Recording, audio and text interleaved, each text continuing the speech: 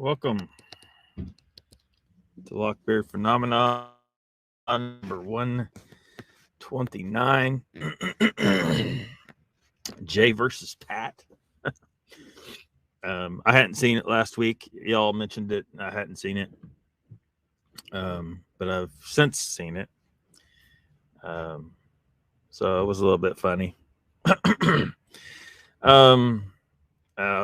It occurred to me that people might think, well, they're going to be on the show. I don't have guests on the show typically. However, if either one of them want to come on, we probably make that happen. And yeah. Icon says you have entirely too much time on your hands. Yeah. It is Saturday, September 17th, 2024. 6 p.m. Central Time, midnight Greenwich Mean Time for the Mr. Lees and the Deborahs and the Kiz. I think Kiz is over there too, right? And JoJo. But so going forward, there's some things that are going to shake up my schedule. I may not be available at this time Saturday evening. So we might be doing lives at other days and times sometimes. So hopefully that doesn't ruin things too much for anybody, but I don't see any way around it for the time being. But tonight we're here at the right time. Icon says Jolito, howdy doll. Angel's here, welcome. Deborah's here, welcome. Deborah was live just a little while ago. Angel, welcome. Kiz, welcome. Gary's here. He says this should be inspiring to us all. Well, I don't know how inspiring it's going to be. Welcome, Gary. Welcome, JoJo. Welcome, Kilroy. Welcome, Ocean Pond. Raptor, welcome. He says he hopes all is good. Yeah, my throat's a little messed up. Struggling with that a little bit. Sharon's here, welcome. Try to get caught up in the chat here. I don't know how far behind I am. Deborah says make sure to hit the bell and choose all so you're notified when locks on. Yeah, you can't. Even then, I don't think you could trust YouTube to do it. A lot of people say they don't get notifications.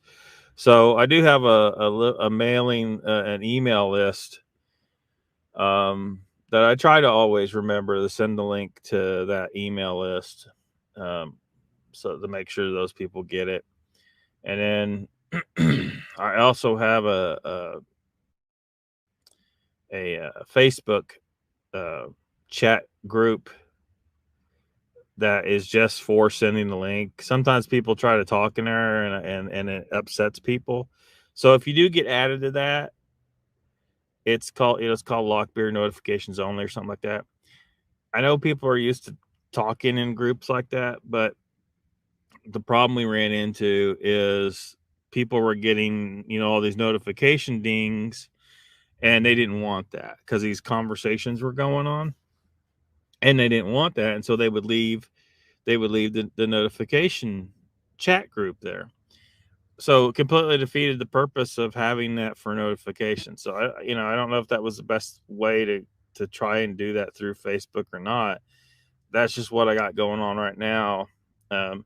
So if you get added to that, just please don't have conversations in there. It's just for giving you guys the link to the show. So in case YouTube is failing to send you the notifications, even after you subscribed, which should have told YouTube, yeah, you want notifications. That alone should have told you that. And then after you hit the notification bell and clicked all, YouTube still seems to fail to send notifications. It's ridiculous. Gary says, I'm in training to be on objective side, sort of saying, well, it's good to be objective. Donald's here. Welcome. Says, anyone heard from Uncle Bones? Trying to remember the last place I saw him. Yeah, saw him somewhere. I can't remember where at the moment. I think was he Squatch America, I think, is where I saw him last on Wednesday. Raptor says hello, Donald. Did you watch Jeff's channel last week? I think it was. Yeah, we're gonna look at some of that, Raptor, here in a little bit. You're sending him an email? Cool. So thanks to all of you, we've passed 1,000 subscribers. So thank you to everybody that's helped to keep this going. It's been extremely helpful. I don't know, the people that make donations through PayPal, I don't know if they want to be known or not. So I don't know what to do. Like, if I should say their names. I mean, some people might not want to be associated with. I don't know. I mean, if I should say names of people who donate or not, I don't know. But thank you to everybody that has. Eric Randy's this week.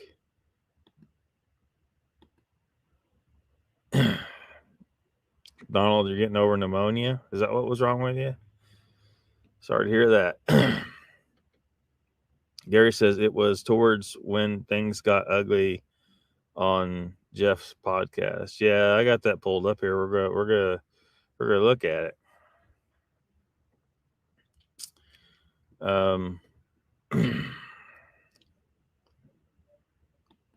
Wonder if we should look at some more.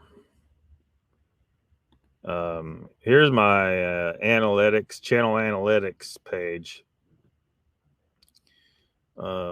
As you can see on the chart in the middle, got a big bump in views there. And that was from a shorts video called Cartman Shoots Token. Let me tell you what, that video caused so much crazy in the comments,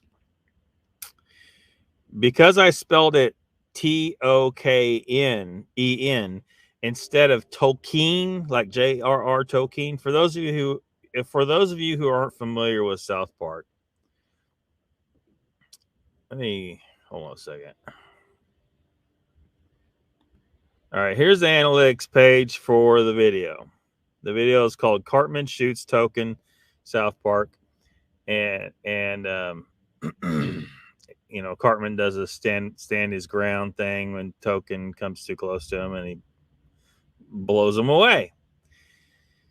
Oh, you guys can't see the... Oh, hell.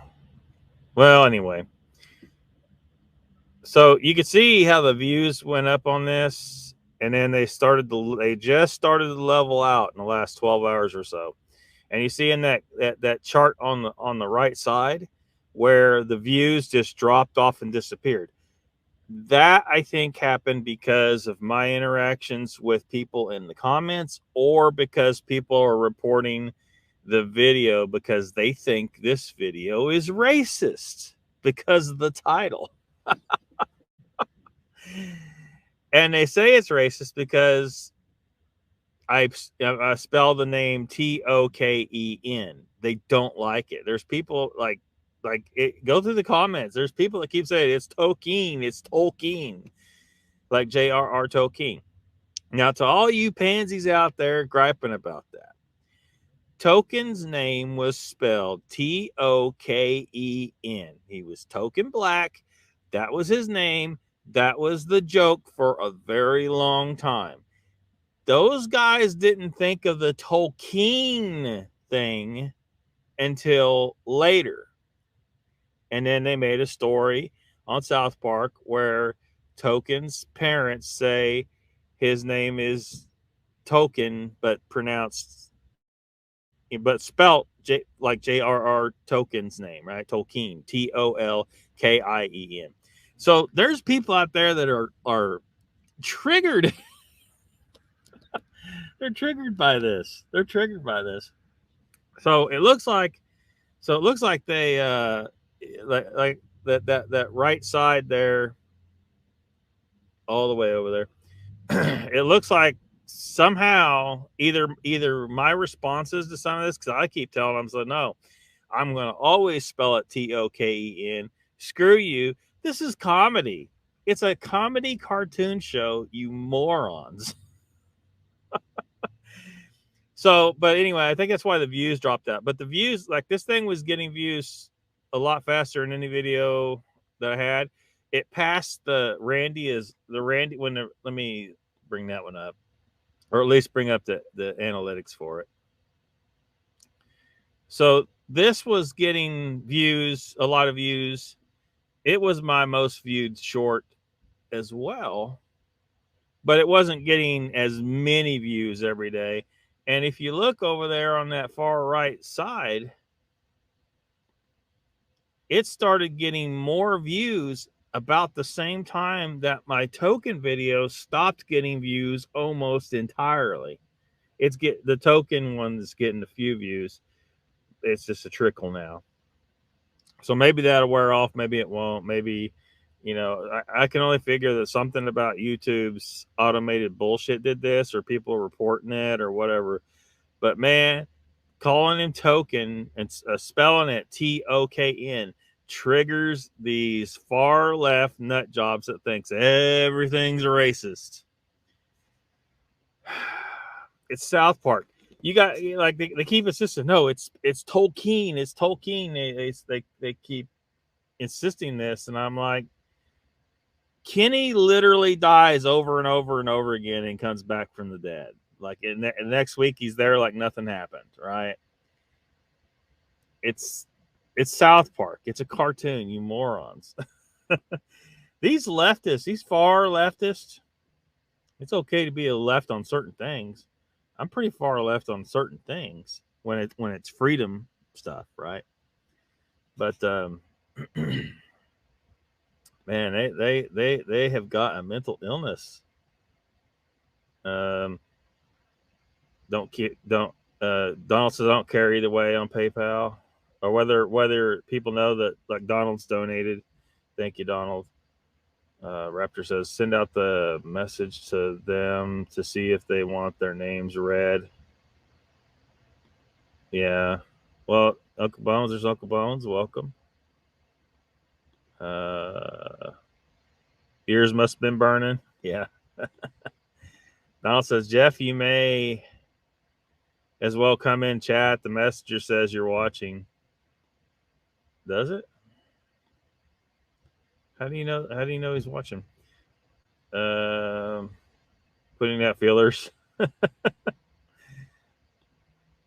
Deborah says people being annoyed drive just as much traffic as people who enjoy it. Let them argue. You can't please them all.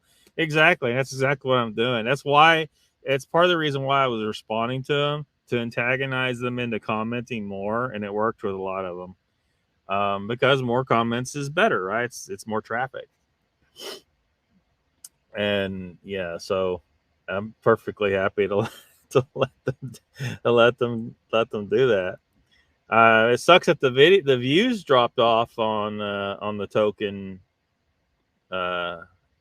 video, but I mean, it just flatlined. Look at it. It just flatlined. It might come back. I don't know. People were like, there's people. It was getting traction, a lot of traction. Also, strange how shorts take off differently. I got 30K views on one. Yeah, it's crazy. So as a result, let me jump over back to analytics. What do I need to look at here?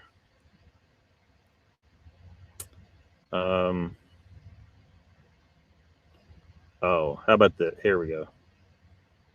So you got what y'all are seeing here. Like, this is the eligibility requirements for the first level of monetization.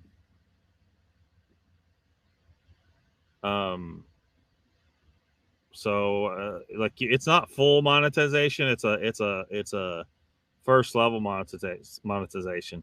And as you can see, I got the two of those bars filled out, and then down below you see 2,275 public watch hours out of the 3,000.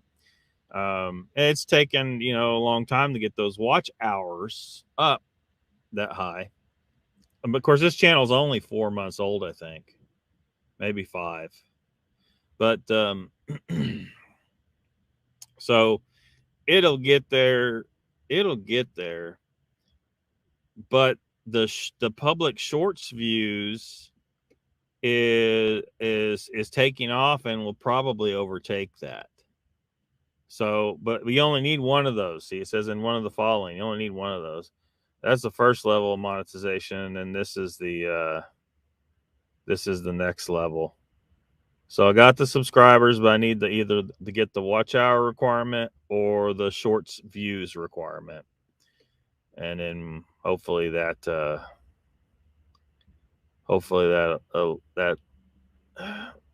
makes this thing solvent. And then maybe I can do stuff. Like, I can't really do anything. I mean, because I would like to go and do some investigations and stuff, but I can't when I got so much, when I don't have the money to do it. Like, I can't afford the gas. People are like, oh, just go do it. Well, you got to understand how freaking broke I am. And then, it doesn't really, it's not going to accomplish much. Like, I got a bunch of videos wandering around in the woods a little bit, but it isn't like I got equipment that I can really do anything but film dark woods, right? And some people may be happy with that, but I would like to actually find some shit, and it would require some technology and time, like, because you can't spend, like, you can't Jane Good all this shit where you're out there, getting the trust of a troop of freaking Sasquatch, right? It takes time. You can't be a weekend warrior. That isn't going to work. Maybe you can come out of the woods once a week, but you really need to be out there and working on it. So, the words out. YouTube took down the Bakersfield cop peppering a guy in 20 minutes. Wonder why they have a problem with that. Was he screaming too much? Jay says, "What did I do now?" You're a Sith Lord. What did I do now? Donald says Jeff messaged me. Did he? Mr. Fritz says you're a popular subject this week. Yeah, it was funny.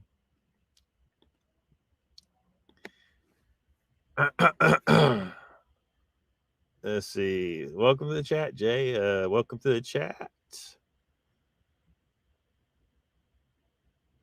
Let's see here.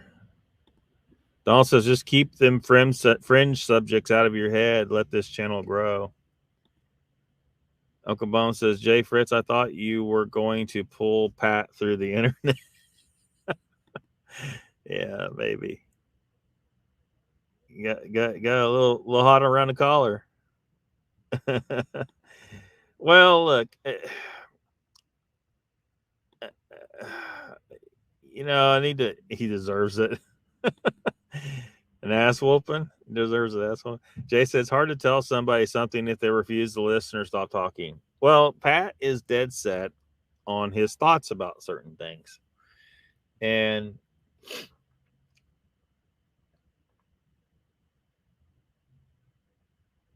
you know, like for most of the time, he's really good about, um, you know, trying to keep his feet on the ground, kind of, you know, logical thought. But even someone who's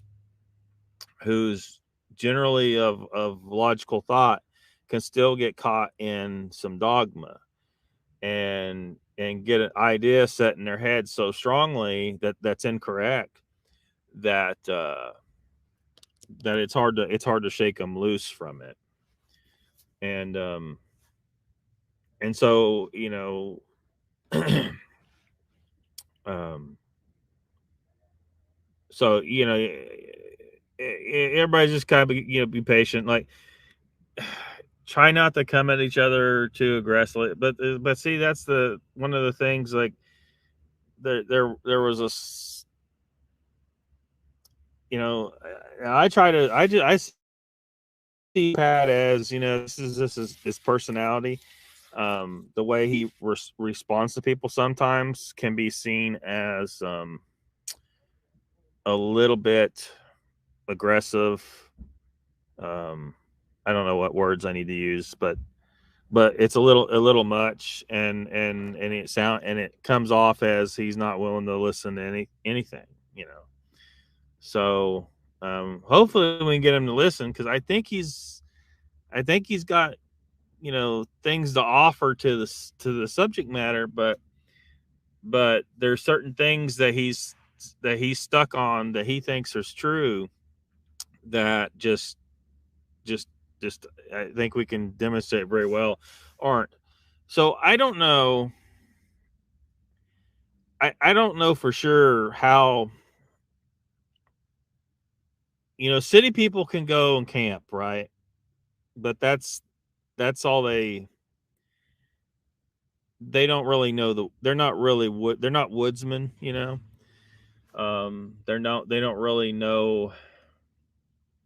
They don't really know that know what's out there.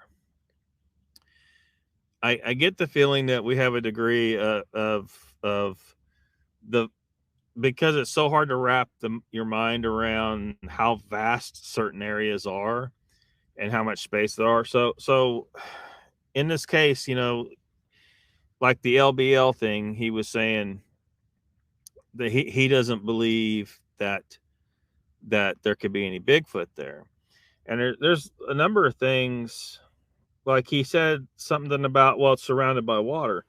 Well, that's not a problem. All kinds of animals can swim. You can find a deer swimming from Vancouver Island to the mainland across, you know, sea, you know, in the freaking sea.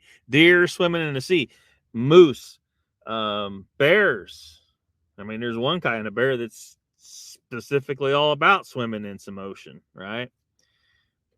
And these are just lakes. So it would be no problem for a Sasquatch to swim across those lakes. So that there doesn't hold water. Pun maybe intended. Donald says, funny how Pat went from saying he would get thermal footage and now he thinks Bigfoot is not real. Yeah, well, getting that thermal footage might prove to be harder than a lot of people think it will be.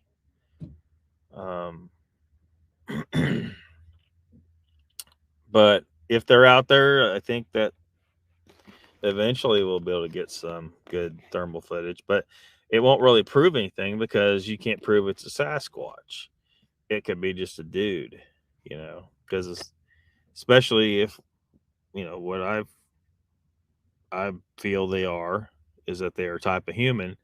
Well, they're going to look just like a human on the freaking thermal, unless you're able to make out he's covered in hair. But even if he's covered in hair, well, how do you know it's not a person in a suit? You don't. So No, it says Pat was getting liquored up. You could see the progression. Yeah, I saw where in the chat on Steve Cole's show, where Jeff said he's putting a breathalyzer on his StreamYard link. Oh man. Gary says, I think he wants drama so he can debate. Seems that so. Oh, he definitely seems to like to debate.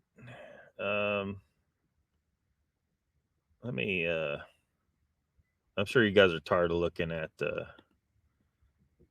We'll switch over to that. Oh man, that's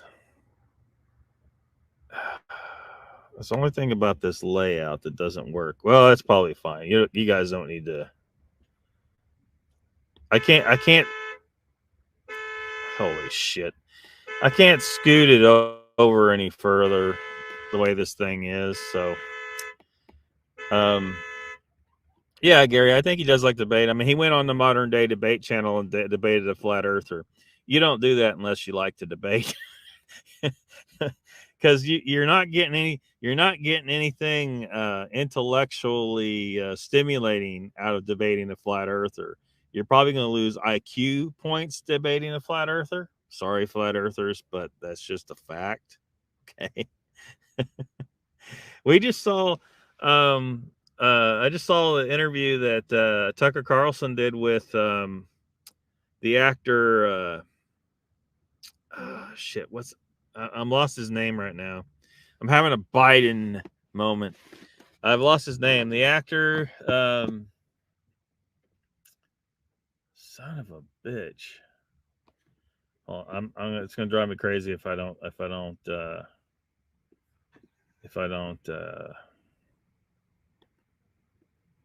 pull it up. Hold on a second. Anyway, the actor, most of the time, actors and actresses don't know anything. They're professional. They're professional pretenders, right? That's all they are. It doesn't make them intelligent. It doesn't make them any kind of. They don't know anything, right? I mean, a person can know something beyond that, right? But in general, most of the time, these are just professional pretenders, and that's it. They might play a doctor or a scientist on TV, but they can be just a complete ditz head, you know. So I'm trying to find out. Come on now. Give me a minute.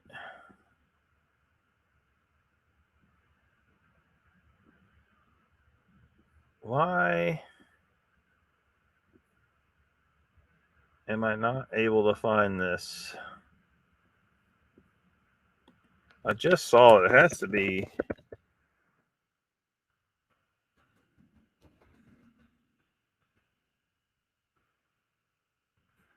Um,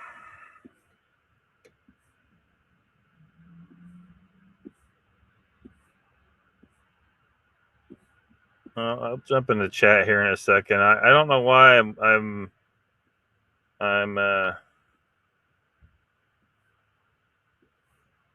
drawing a blank on this guy's name. YouTube search function's stupid. It should have pulled that up. Anyway, Quaid. Dennis Quaid.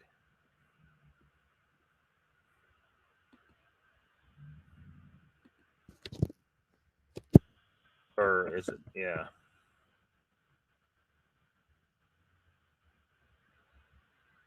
Yeah. So,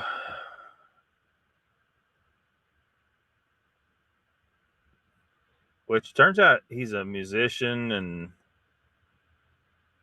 probably I just clicked on it, so I'm probably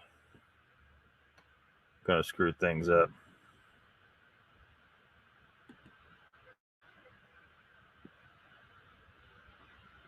Anyway, at some point, we don't need that. Okay, at some point, anyway, the flat Earth thing comes up when Tucker Carlson was interviewing Dennis Quaid, and he confirmed the Earth is round.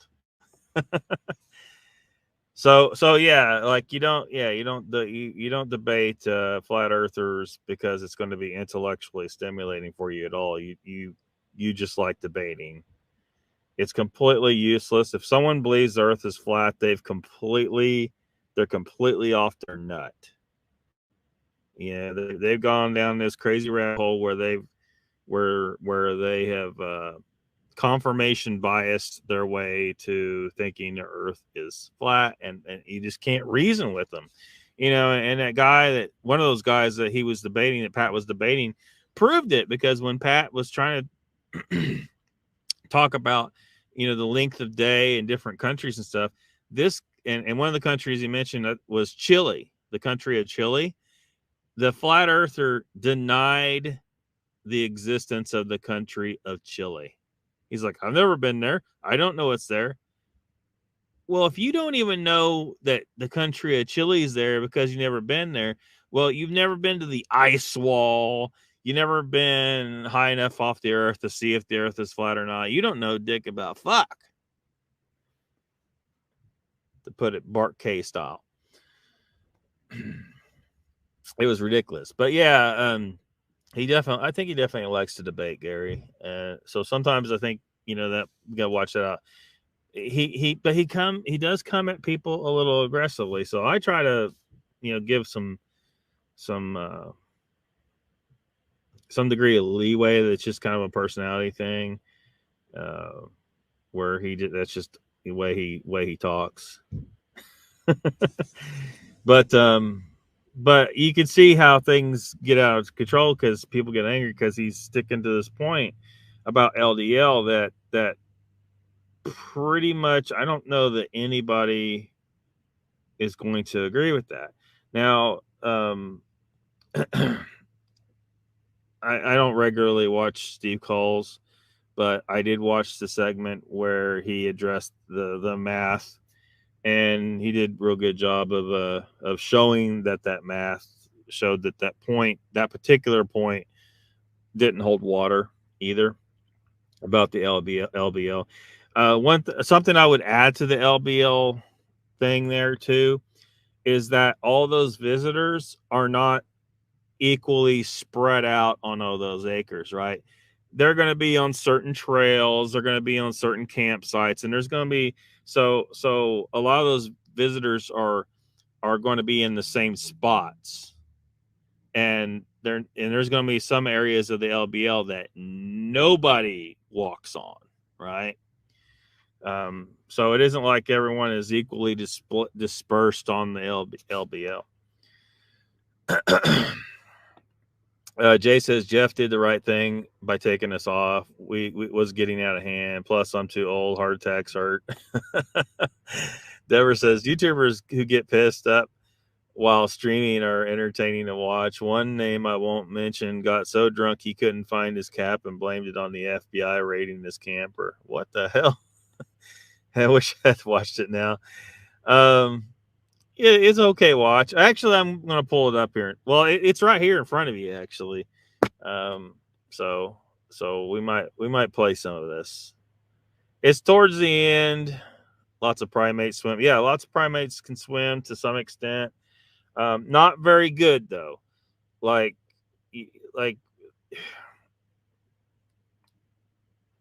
it's just not very good. Like a chimpanzee, their body fat's too low. Like, so if we're talking about chimps, not so much. Chimpanzees' body fat's too low.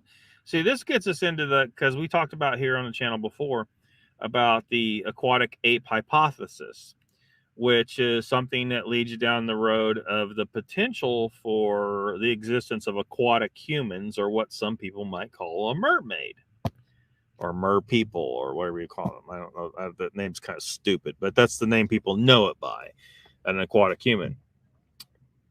Humans have a bunch of semi-aquatic adaptations that most people aren't aware of. They're not told these things about these semi-aquatic adaptations. We are a coastal marine semi-aquatic chimpanzee, basically, or ape. And most people don't know that. They don't ever think about it. Okay, so think about this: if we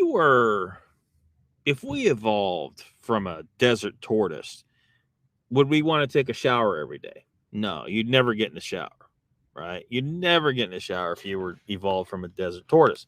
But because we are a primate that evolved along the seashores to be semi-aquatic, and we have all these aquatic adaptations, the loss of hair, not as much loss of hair as a dolphin, because dolphin is a mammal too, and they lost their hair. Well, their hair, they still got their hair, but it's very very fine, and it looks like they have no hair, basically.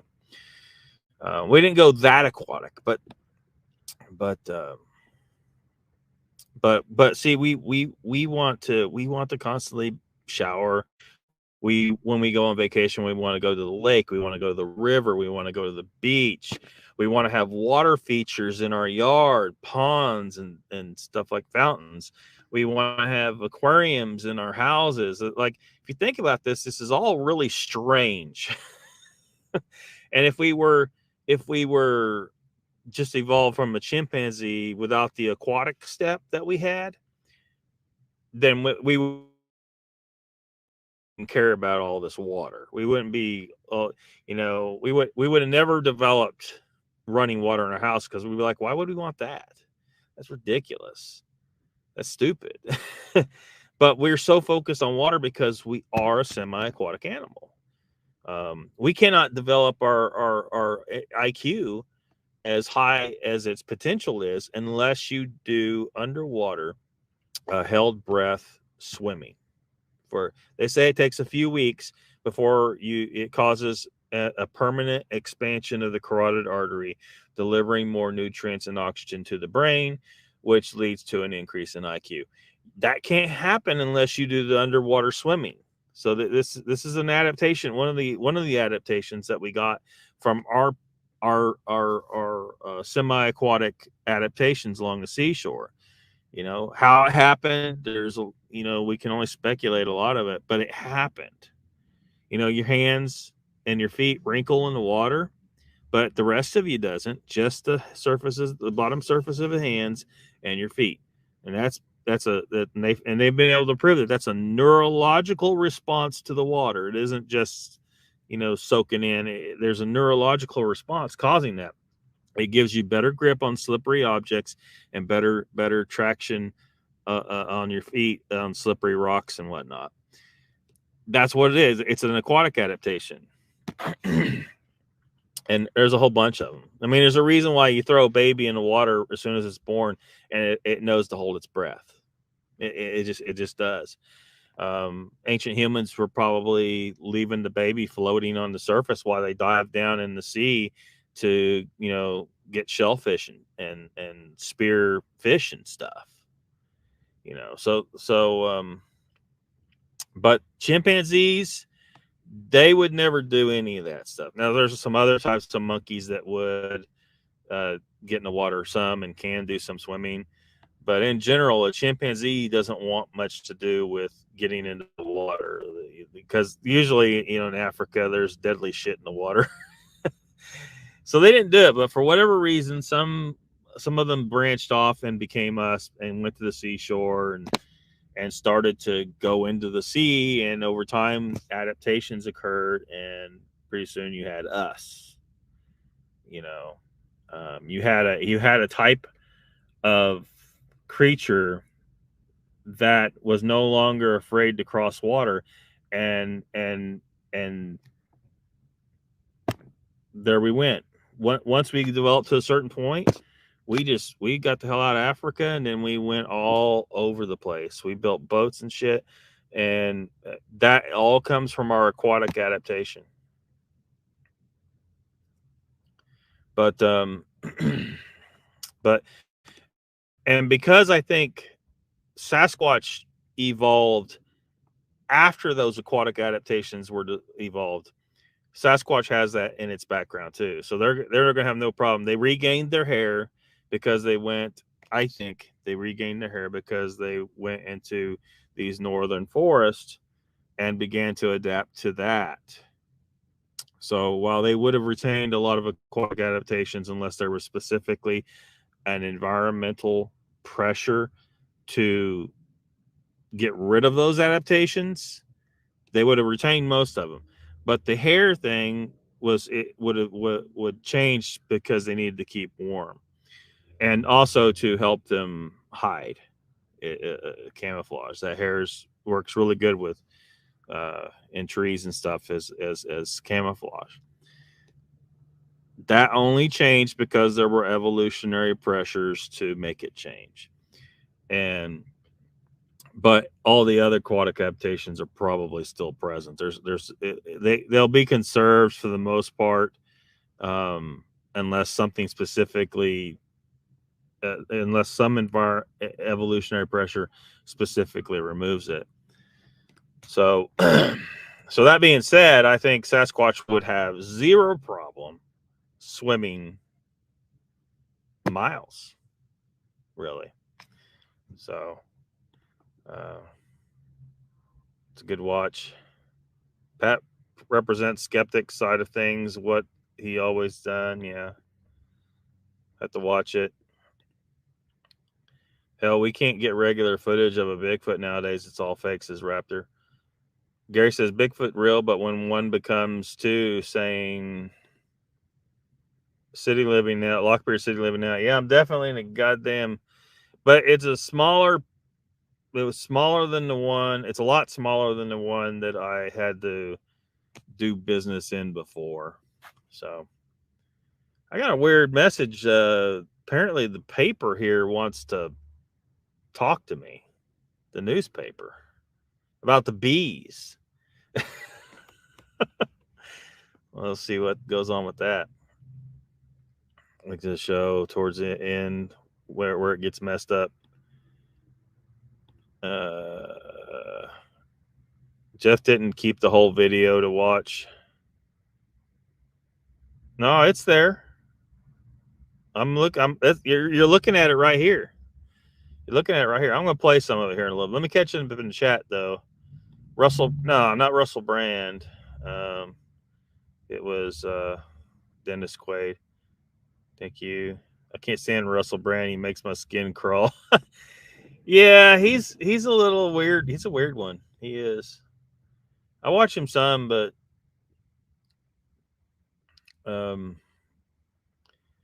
it's just a little weird. Gary says my feet never got off the ground. I don't know if Earth flat. I only got high in trees during coon hunting. Does that count? I don't know. LM, welcome, says Pat is a good example of why you shouldn't drink and jump on live streams. Was he drink? I guess maybe he was. I don't know. I wasn't paying attention if he was drinking. But I mean, he comes in a little hot. He does come in a little hot. And if he is drinking, that makes a person come in a little hotter. I mean, I get what he's trying to figure out, but look, some of the thing, I mean, I'll hit on some points as we go through the video. I'll hit on some points as we get through the video because I think he's wrong about certain things. Deborah says, I like the water ape theory as we came from the sea. With the lung, you think they could stay afloat easily with the lung capacity? Yeah, they shouldn't have any problem. Humans developed more body fat than chimpanzees to help them. You know, human babies are really fatty and they'll float really well, but a chimpanzee baby doesn't float so well. They don't float so well. They'll drown. Jay says it's over. RC, I got my point over. I lived there, not much. Don't know about the place. I hunted fishes and trapped the area my whole life. Plus, my encounter was just 19 miles from the LBL. Yeah, I think the LBL is totally conducive to Bigfoot activity, and they could look. A lot of people when they go there, because they're not like you, Jay, where you're going to go out there and hunt. A lot of those people, they're not going to wander off the trails. They're not really looking into the woods. They're not looking for Bigfoot anyway. So that alone's going to be a work against them from as far as, are they going to see a Bigfoot? You know, they get to their campsite and they barely venture off into the woods very far. I mean, most people just don't. They just don't. They haven't been off the beaten path. You know, so all those LBL visitors, I don't think they're a problem at all. Don says Bigfoot is definitely there, but the story of the campers is phooey. About the Dogman thing. Yeah. Yeah, I find Dogman very hard to. The only way Dogman works for me is if it's a spiritual entity. I mean, that's the only way I can. Or someone finds some kind of fossil evidence that shows some kind of evolution, intermediates for a bipedal werewolf. Gary says, "Oh my gosh, I don't want to be a mermaid. Hell no." Well, don't worry. I don't think you're going to turn into a mermaid. Rapper says, "Jay, I know Patty's restaurant. You know Patty's restaurant. Ate there many times. Remember Sue and Charlie's." Deborah says, "I'm off to bed. Awesome live lock. I'll catch you next week." All right. See you later. See you later, Deborah. Somebody post her link. Hold on a second. Hold on a second. Jesus. Why doesn't everything work the way I want it to work?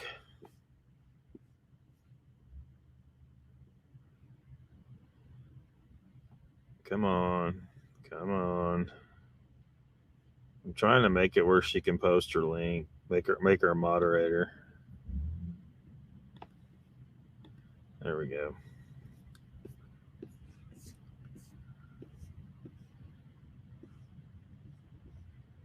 All right. I think I got it.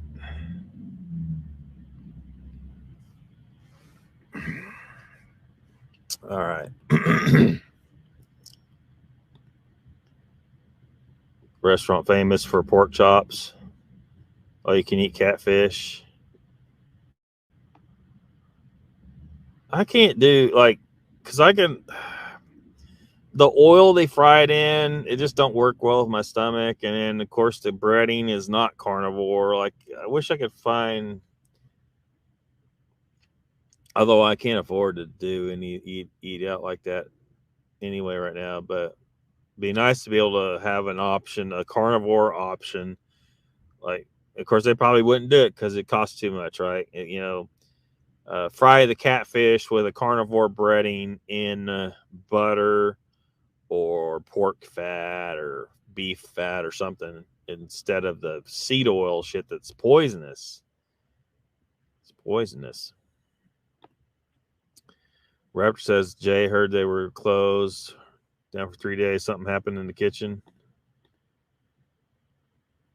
Local news 15 years ago, says Raptor. Can't buy lake perch here. No safe ice anywhere. No safe ice. Jay says, yeah, I've been in Florida since 2008. Yeah, the Florida thing, like, Florida is got some vast wild areas. I know people look at it on a map and they're like, oh, look at this little thing, this little nutsack hanging off of America right there. But it has some deep woods there. Not the kind of woods most people are used to. There's, palms and stuff like that in there. But you go in there, you can't see sometimes 5 feet away from you, it's just the thick ass stuff, and anything could be hiding in there in those swamps and whatnot. It's just there's a lot of area there that there could be all kinds of crap in there. Brian says that show was a good one, laughing my ass off. Welcome to the chat, Brian. Small lakes do have normal ice. Arrowhead froze over once. Now it's all open. Angel says, Donald, I've been fishing Shroon Lake. So y'all looking for some ice fishing, it looks like. Jay says, my sighting was 1966. LBL didn't become a national park until 1967. We farmed all kind of acreage in those river bottoms that they impounded to make LBL. Roger says, Donald, yes, 2-inch pork chop spread made from ceramic flower pot. Good place to eat.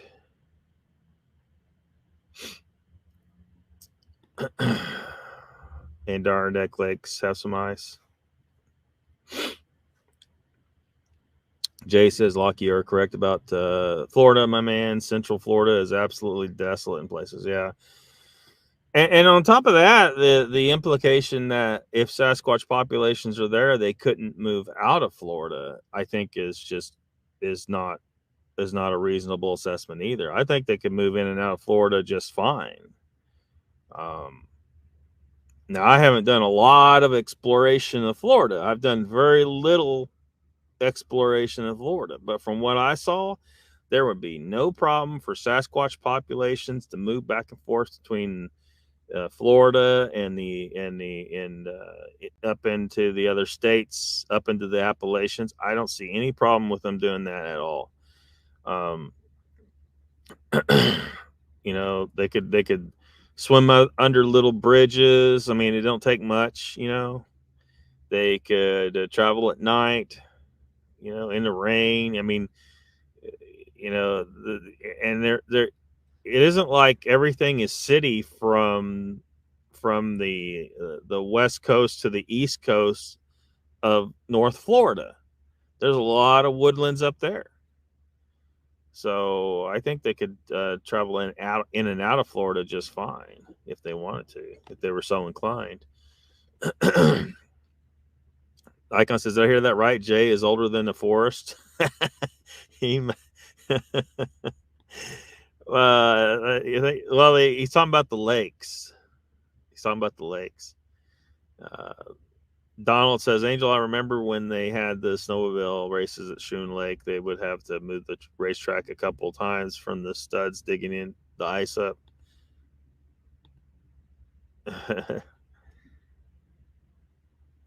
Now he's gonna make like a tree and leave.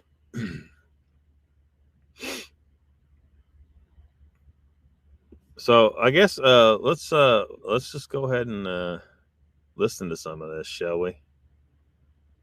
Resource that needs to survive as one resource depletes. Now, in the same aspect, you got Raptor saying a question at Jeff, what makes you think Bigfoot stays in an area year round? There's no proof. There's no proof they migrate. Define There's an area. none. Yeah, I mean, to that you have to define an area. Are we talking 1,500 square miles area? Are we talking 500 square miles area? You know, like, or 25,000 square mile area? If you look at a male bobcat's range What's an is area? 60. A male bobcat's range is 60 miles. You know what a male moose's range is? It's about 280 miles. That's the resources. That's something that. All right, I don't care how big the areas are because it doesn't matter. It doesn't matter. Well, largely because we don't know. We don't have any idea what kind of range Bigfoot has. We haven't even proven they exist, so we don't know that. And even though, like, these estimates that like Jeff's mentioning here, this isn't super solid knowledge about this.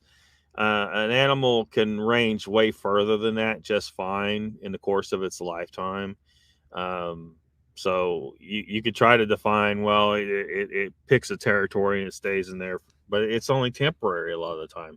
There's all the time shakeups with animals, and move beyond their normal territory. They have to find a new territory, and they may travel a long distance. So I don't think any of this really adds anything or matters. You know, I just don't think it does. That weighs 1,600 pounds needs. They can't find it all in one little meadow, you know. And so I just I think now he's talking about the resources that Sasquatch need. We don't know that. Now, I think that people way overestimate what they need, though. We don't know it. We don't know it. But when I talk to you guys about the carnivore eating like a carnivore, like humans are designed, and if Sasquatch is Homo sapiens just like us, and they have that same hunter background, that same high meat eating level type of physique, type of physiology. Because like when I told you guys, when I went from eating a standard American diet and went through keto, and then I ended up at carnivore, and I was tracking everything. I was weighing out all my food, and my hunger levels went down because I was getting proper nutrition. And also because of not eating carbs, because carbs cause a hormonal response that makes you more hungry. But at any rate, I was eating way less food. I was eating 25% to 33%, somewhere in that range, as much food as what I used to. I was eating less than a third of what I used to eat when I went to carnivore. It's not that much. It's not that much food. So, so I think Sasquatch are very heavy meat eaters as well. They might still eat some fruits and stuff, but their primary food source, I think, is going to be meat. And a lot of people have seen them getting meat. Jay saw one hunting a hog, Joe, the one he saw, looked like it was probably trying to stalk a deer. And if that's true, and if the amount of food they need is if anything's indicated by what I experienced when I went to the carnivore diet and I needed way less food, then maybe Sasquatch doesn't need as much food as people think. So yeah.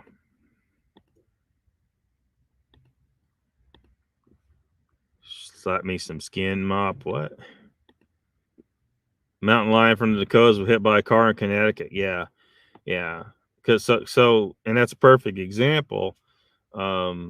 Where they might say, well, a mountain lion, has a range of about like this. They'll establish a territory of roughly this size. But there you go. Things could happen to end up with the animal going way further away than what its range is. So when we're talking about that, it really doesn't mean anything. That mountain lion went way beyond its normal range, which I don't remember the normal range for a mountain lion, but I guarantee you it isn't that far away. But it went that far. And to have any discussion really about the range of Sasquatch when you haven't even proven Sasquatch is real and developed the techniques and the protocols for readily and repeatedly observing Sasquatch enough and doing population counts and tracking of the animals or the people in order to determine if they have a range at all or if they do different stuff. They probably do different stuff. Some humans might stay in one place for their entire life because, they got everything they need there. And other people might travel the whole damn world. Sasquatch is probably the same. It depends on the circumstances, and there's no limit. I don't think there's a limit. The only limit is when they come across a city, they might say, you know what, I'm going to go around this bitch because these little hairless primates suck ass. Jojo says, I'm off. I'll watch the rest of tomorrow night, y'all. See you later, Jojo. I know it's late over there in the UK.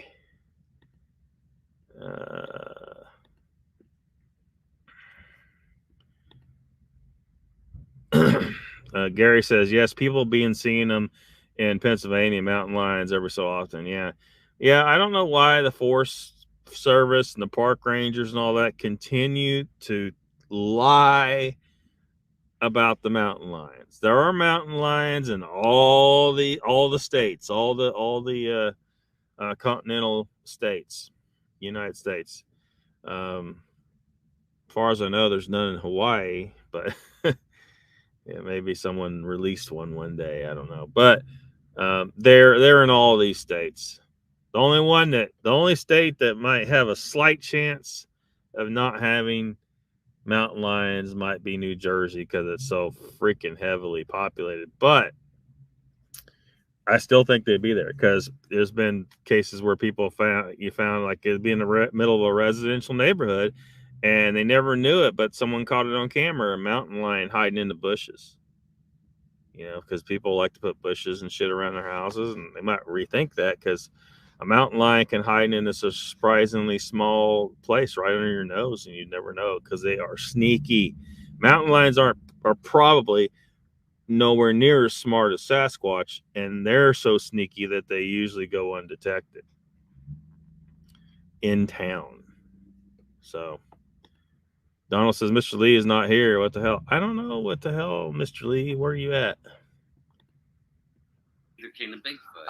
I will. Flesh and blood. Yeah. And so I just. And neither can a Bigfoot. I will. Flesh and blood. Yeah. I will give you. And hold on, let me back. That's the resources that something that weighs 1,600 pounds needs. They can't find it all in one little meadow, And so I just. And neither can a Bigfoot. I will. Flesh and blood.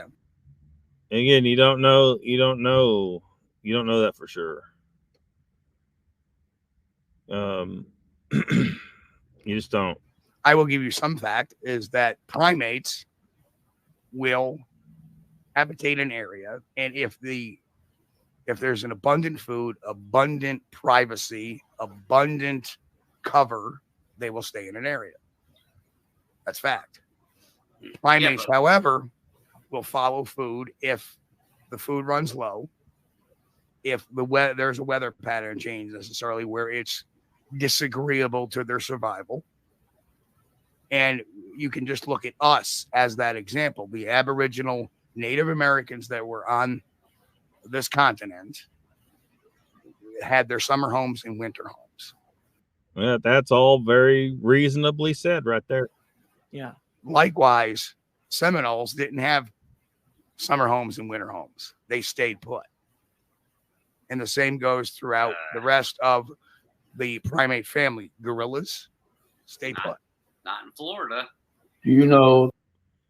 What do you mean not in Florida? I don't understand why he's saying not in Florida. What the Seminoles? None of that works in Florida. Do you know? I want to say something that again, he I don't know, for some reason he's got it in his head that Sasquatch can exist in Florida, that there isn't vast territories, that there might be Sasquatch that live in a territory over here and decide to move because of what just Steve said, that maybe they ran out of food or whatever and move to a totally different territory, and they're still in Florida because Florida's got vast areas that are very low population. Most people are over there along the seashore and those cities and stuff. There's interior towns and stuff, but there's a lot of area that these Sasquatch could live in. I just don't know why he insists on saying not in Florida. Like, from what I saw when I was in Florida, you damn right there could be Sasquatch up in that bitch, and quite a few, probably. Quite a few. Look at these look at these pythons. You got 18-foot pythons crawling around. There's plenty of places for them to be. There's plenty of food for them to eat. That's why they're exploding in population. I bet the Sasquatch are out there eating some of those pythons, for that matter. But to say that there isn't adequate resources in Florida, or cover in Florida, or food in Florida is just not true. It's just not true. prey animals either are taught to kill or they're instinctual. Only the only way. Either parents teach them how to kill something, or hunt. I'm gonna restate that. Teach them how to hunt. Even a Bengal tiger does not teach its young to kill. They teach it how to hunt, but they do not teach that tiger to kill its prey. Right. And instinct and other animals are instinctual. They're let loose as soon as they're born into the wild, and they have to learn to survive instinctually. That's all I'm going to Yeah. I mean, that's a good point, Jay. But what makes me uncomfortable about any of this is any kind of projection onto something that we don't understand, which at the end of the day it's unexplained. I'm sorry, but the Bigfoot phenomena is unexplained. Okay, Pat. And so projecting anything onto that.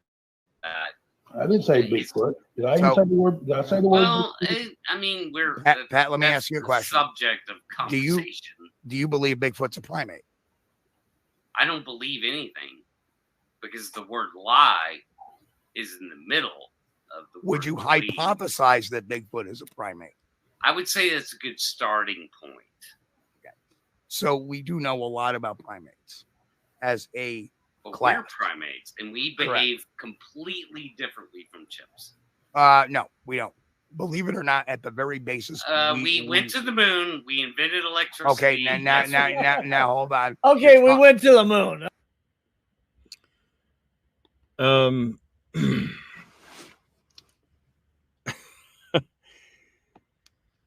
So yeah, there's going to be there's definitely some similarities between our two species, the chimps and the humans. So again, I think it's a matter of people who've, how much have you studied the animal or not? How much do you even understand our own species? I mean, we just talked about the aquatic ape hypothesis. Most people don't even know that humans have a bunch of semi-aquatic adaptations. And so people don't even know what kind of animal we really are. They don't ever ask the questions like, why is this? Why is that? Why is it that we have reduced hair all over our bodies except in certain places and, on top of our head?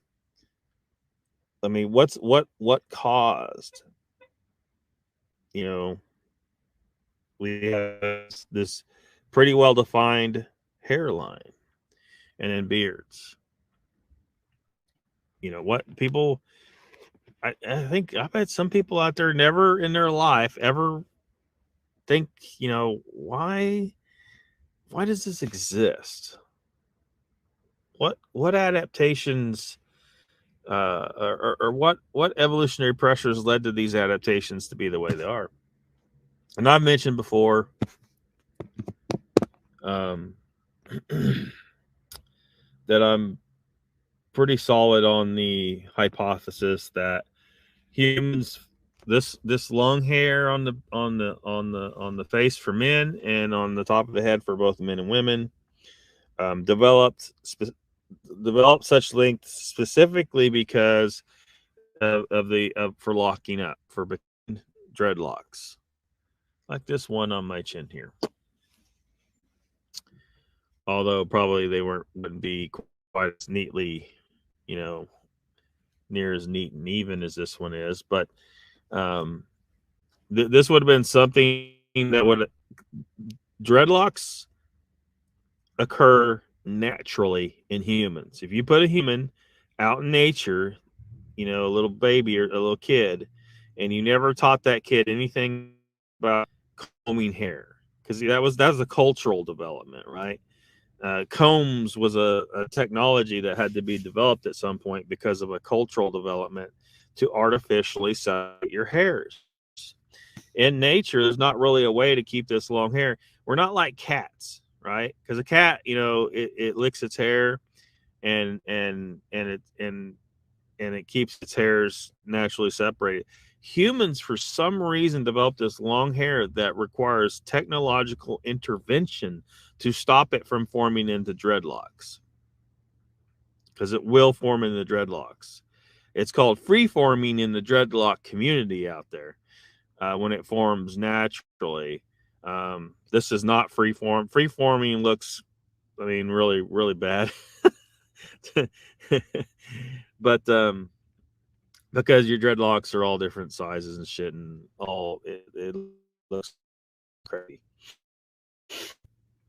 But for some reason, humans developed that, and there's some implications that it's a sensory thing, something to do with spiritual stuff. And some people call them antennas, spiritual antennas. Basically, somehow this is a sensory thing.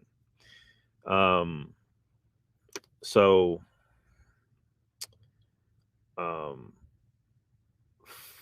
from that perspective, this is kind of a religious thing for me, but with a scientific explanation behind it. But people don't ever ask that question. They don't ever think about that. They you know.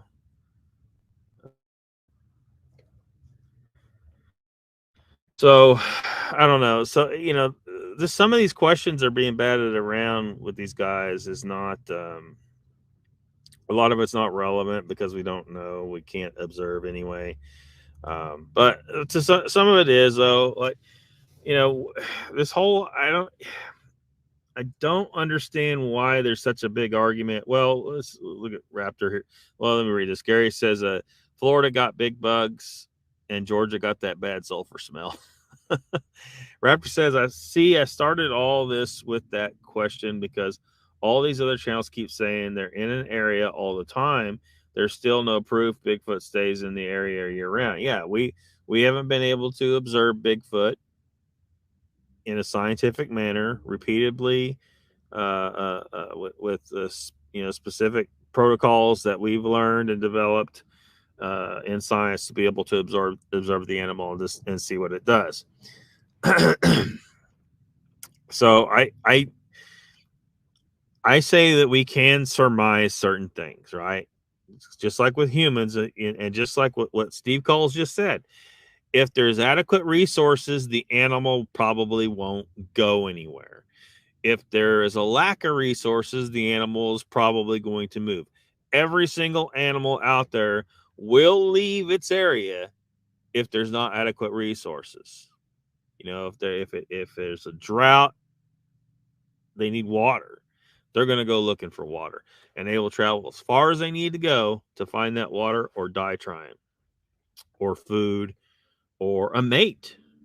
You know, what if an animal's stuck somewhere and there's no opposite sex, no opposite gender individuals in their area? They will travel 1,000 miles to find the opposite sex. So, so I don't know.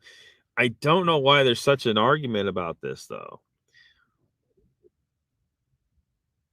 You know, why are people arguing so much about, oh, Sasquatch stay in the area? Well, I think that's a really minor, insignificant thing to say, really, because it just is. Any animal will stay in an area as long as it has everything it needs there. It's not going to have any motivation to leave. But every animal will leave that area if it doesn't have everything it needs. So this is just standard biology. It shouldn't be an argument at all. Now you might ask a person that says, well, the Sasquatch stay here years round. Okay. Well, you know, you might ask them, okay, why would they stay here year round? And a lot of areas, yeah, I think they would stay year round because there's always prey and there's always water and there's always cover. And the animal, and yeah, any animal is going to stay somewhere where it's got all the food and water and cover and mates that it needs. They're really not that big a deal. And they will leave if they don't got those things. That's really not that big a deal. I don't know why it's such a big argument, but lunar landings were faked. Does Pat think that? Gary says, "Well, I want some Bigfoot hair. I seem to be losing mine." Well, I don't know if that's gonna work for you. All right. Okay, you're talking about intelligence, but how we live, Capabilities, bro. intelligence means- Capabilities. right? And guess what? Guess what? We are Capabilities. so far removed from chimps. It's not even funny. I get the DNA thing. I understand. Right? that. Yeah. Well, yeah. Exactly. But What I'm there's a getting at is this. Divergence that makes us go to the moon and There- invent electricity Right. that And they there don't have. are. Hold on. You're lumping it all into one big category, and A there chimp are. Hold is on, Pat. Let me like a finish gorilla. my Yeah, statement. let Steve finish, Pat. Come Okay. on. You will find divergences between the chimps, the orangs, the gorillas, and the humans. For example, did you know an orangutan not only makes a blanket when they make their beds, they also make pillows. Chimps don't do that. Neither do gorillas. So there's divergences amongst the primates, yes, but the basis of how they live and their behaviors within those areas are the same. That's the one commonality. And that's when I started looking at primate behavior, I read materials that were common, written by PhDs far smarter than I, or you, or Jeff, or anybody else probably around, that wrote about the commonalities amongst all the primates. So if Bigfoot is a primate, like we hypothesized, because it has a large brain, small snout, forward eyes, articulate hands and feet, okay, if it's that, then it has to fall within those similar behavior patterns that all primates as a class have. That's what I'm saying. So we do know a little bit. We can, and this does a lot to rule out. This rules out a lot of the dumb stuff that we hear in reports that makes no sense. So if they come from planet Hairtron, are they still defined as a primate? Only if they get dropped off by a UFO on Thursdays. I'd like to say one thing too. Get away from the primate conversation. When it comes to survivability, the ability to survive in certain areas, I see multiple species employing the same instincts. And it's why do they do it? They didn't learn it from each other. It is a survival instinct that they figure out. Doesn't matter if they're an elk, a mule deer, a white-tailed deer, a mountain lion. If you go out into the woods, and I don't care where the wind's coming from, if you have an elevation where there's a ridge and you understand what thermals are, and you understand how as morning and afternoon, when temperatures fall and rise, the sun positions itself, whether it's cloudy or whether it's sunny, it will change the extreme of it. But a scent will rise uphill at a certain time of day because of thermals. Has nothing to do with wind. And those animals in that time of day will position themselves on high ground so they can smell when a threat's coming. And I don't give a shit if it's elk, deer, bear. That's where they go when those thermals are rising. They'll put themselves at the bottom in the lowland when those thermals are falling. Why? Because survival instinct, it is a tool in which they've all figured out. They didn't learn it from each other. They figured it out. So whether or not one primate, I'm just saying, not everything has to be learned. So, or not everything has to be, well, because this species does it, well, how come this one does it and this one doesn't? That's possible to explain some behavior. But when it comes to survival behavior, I believe you see that across many species employing the same tactics sometimes. You see it in humans. You see that behavior in humans. I don't think Bigfoot has a great sense of smell because each one of those animals, he has pretty much a long snout. And that's where all your nerves are, your endings for scent gain. And a lot of primates don't have that articulate sense of smell like a bear or a deer, which have the snouts, or a dog. But yeah, I think that they listen. They can see a lot better than us. Speculation. No, that's not speculation. How's it fact? Okay, I'm not saying it's fact, but it's based. It's a hypothesis. And it's likely. It's not a hypothesis. Listen, It's not a hypothesis. Yeah, I don't know why it's gone for it. Like, you can make certain general guesses, educated guesses, based on the morphology, which is what I do with Sasquatch, as far as You know, the shape of the foot, the upright stance, and the general shape of the animal, the animal's ability to stay a step ahead of us, indicating a great intelligence. All these, to me, indicate that it's Homo sapiens, that it is human, but it's just a different race than us. And so, I mean, you could call it speculation, but it's an educated guess. And it's, you know, you don't want to say it 100% that it's a fact because it hasn't been proven a fact, but it's a good hypothesis. And what he's saying about them being able to smell very good is a good hypothesis based on the observed morphological characteristics of Sasquatch. You can't test it. You can't test it. You know what? I will say this. I'm not a scientist. Your opinion. It's just your opinion. It's an opinion. I don't see why just because a hypothesis can't be tested doesn't mean it's not a hypothesis. So it's still a hypothesis. It's a hypothesis because it's based on fact. Fact is that animals with tapedums have better eyesight at night. Fact. Fact that primates don't have a great sense of smell. Fact. How is that just pulling something out of my ass, Pat? It's not. What I say is based on. Well, those things are not hypotheses, like they're proven facts. That's a totally different thing. You know, we're kind of they're not using the word theory, they're using the word hypothesis, so that's good. But you know, you've heard me, new people maybe haven't heard me, but unless you watch old stuff, gripe about people saying stuff like, well, but that's just a theory. You're misusing the word theory. You're really meaning, well, but that's just a hypothesis. That's what you mean, but you're using the word theory correctly. For example, there's this thing called gravitational theory, right? No one ever says, well, that's just a theory, because shit just, look at that. Shit just falls. It just so happens that gravity is one of those things that can be readily observed in our everyday life. So no one can say, well, gravity doesn't exist. Gravity is just a theory, right? Shit falls, right? Gravity is just a theory, but shit still falls. So, but again, there's a debate going on here that I'm not even sure needs to happen, but it is. But so yeah.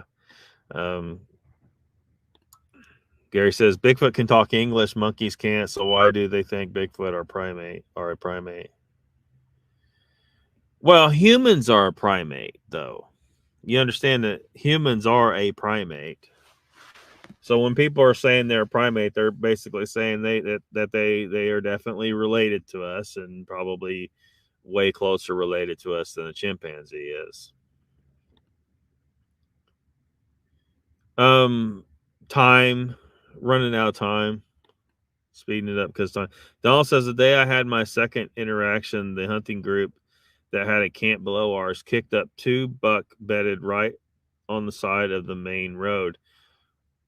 Were they bedded there for protection from these critters? I think it's possible, I think it's possible, but who knows? Established primate fact. I know, but established, which Bigfoot is not established. So but, you don't know. But hold on a second. Hold on, Pat.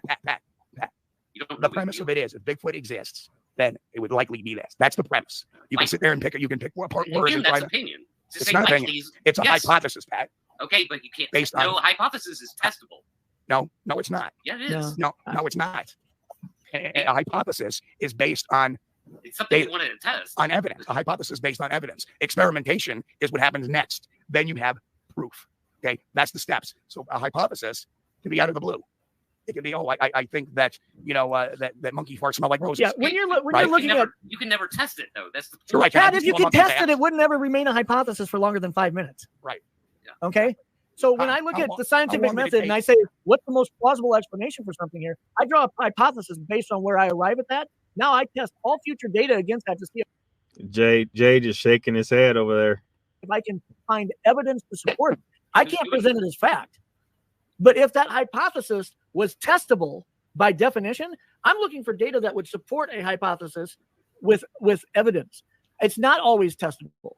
You can hold a hypothesis for years and it's still a hypothesis. If it was testable, let's test it Saturday and get it over with. Well, I agree. I guess what I meant was it should be. It should lead to some testable definition of what you're trying to hypothesize. And that never happens. Ever, ever, ever, ever, ever. And the Bigfoot never happens. Well, I think, you know, some of the stuff that Steve's talking about, what he's referring to is looking at a likely scenario. Where are we going to start that? You know, for instance, if I want to talk about canines and I say wolves and coyotes are documented not to be able to roll vowels A's to O's and O's to A's in their howl. But when I hear a vocalization and it's going ah to O or O to ah, I know that's not a canine. They're not capable of doing it. Scientists have proven that. Okay. Now, does that prove anything? No, but it's a place where I start.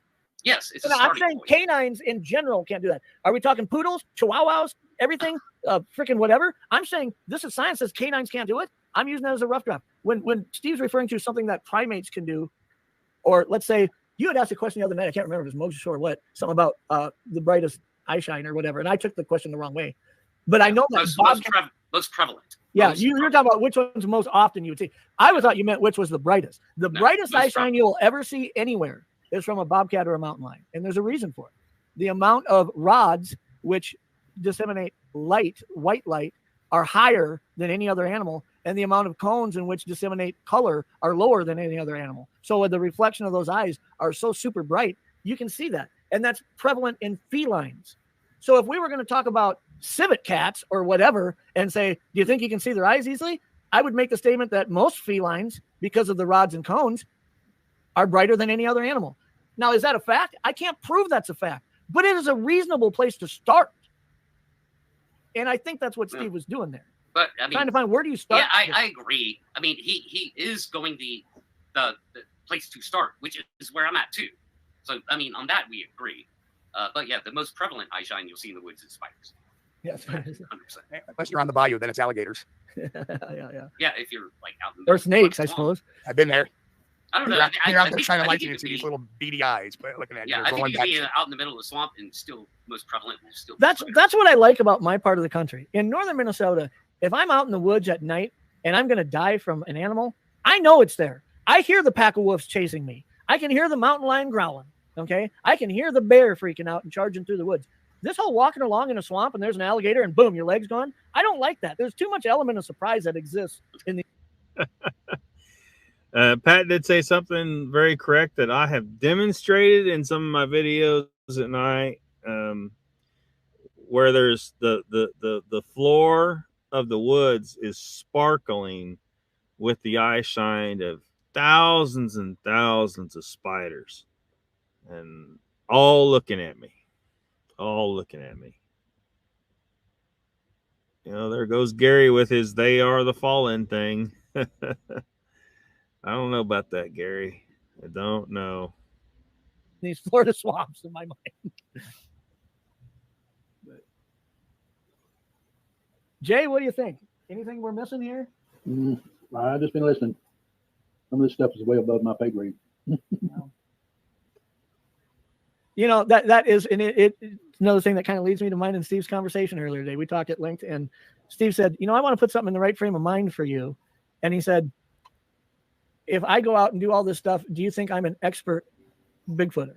And I said, I don't think there are any experts. And he says, what if you're comparing me to my neighbor who doesn't know shit about Bigfoot and never goes out in the woods? Compared to him, you're an expert Bigfooter. And if you were to ask his neighbor about Steve, his neighbor would certainly refer to him as an expert because he understands that Steve possesses so much more knowledge on a subject that he doesn't know anything about. So to him, for sure, Steve would be an expert. So I don't like using that word in the community, but sometimes we derive these assumptions about people. People will say, oh, he thinks he's that's another thing. You know, I'm not going to call you out, Raptor, but I just did. I've heard several times where he said, oh, he says he's an expert. I've never in 115 freaking shows or whatever, ever referred to myself as an expert at Bigfoot anything. If you arrived at that, it's because you brought yourself there. I've never said anything like that. So I just think that it's easy for some people to mislabel these things, you know, that they're seeing, you know. It's a mislabeling. There are only experts in the Bigfoot narrative. That's it. There are experts in Bigfoot narrative. There are no experts in the actual Bigfoot phenomenon. Sure. Well, I'm kind of confused about that statement. How so? When you say the narrative, what do you mean? Everything other than actual Bigfoot encounters. Anything you can say and not be required to bring receipts for? Is that what you're referring to? Yeah, Bigfoot. A lot of experts in things that you can't be held accountable for. I mean, Steve, sorry, echo chamber, the echo chamber, parroting. Yeah, there are experts in Bigfoot narrative. There are no experts in actual Bigfoot phenomena. The Bigfoot phenomena is unexplained. Yeah. Let's see. There we go. Donald says, Gary, you're so wrong. They're Buddhists. They come from Asia. There's Brian and Chewy. Welcome. He said, "Oh, Pat, what happened, bro?" Well, everybody says he's drinking. We know he likes to debate. And if you're someone that likes to debate and you're drinking and you're really certain about certain things that most people feel that certain things that you were really certain about are incorrect. But sometimes people get hung up on certain things and they think it's a fact so much. The dietary thing that I talk about on here is one of those things. Sometimes you get into it because people they will say the same old shit is true over and over and over again because they believe what they've been told about what humans are supposed to eat. But if you go through, I mean, I don't want to spend the time to walk through everything with everybody. There are other people that do that.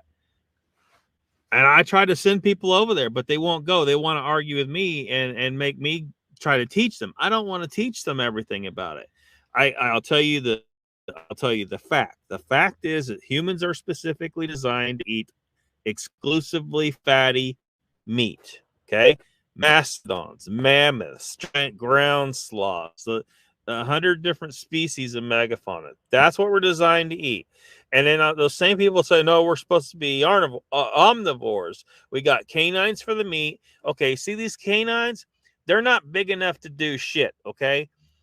These canines are not meant for humans to run around and rip the throat out of animals. That's not how we did it. Our canines became reduced because we weren't using it for that kind of shit.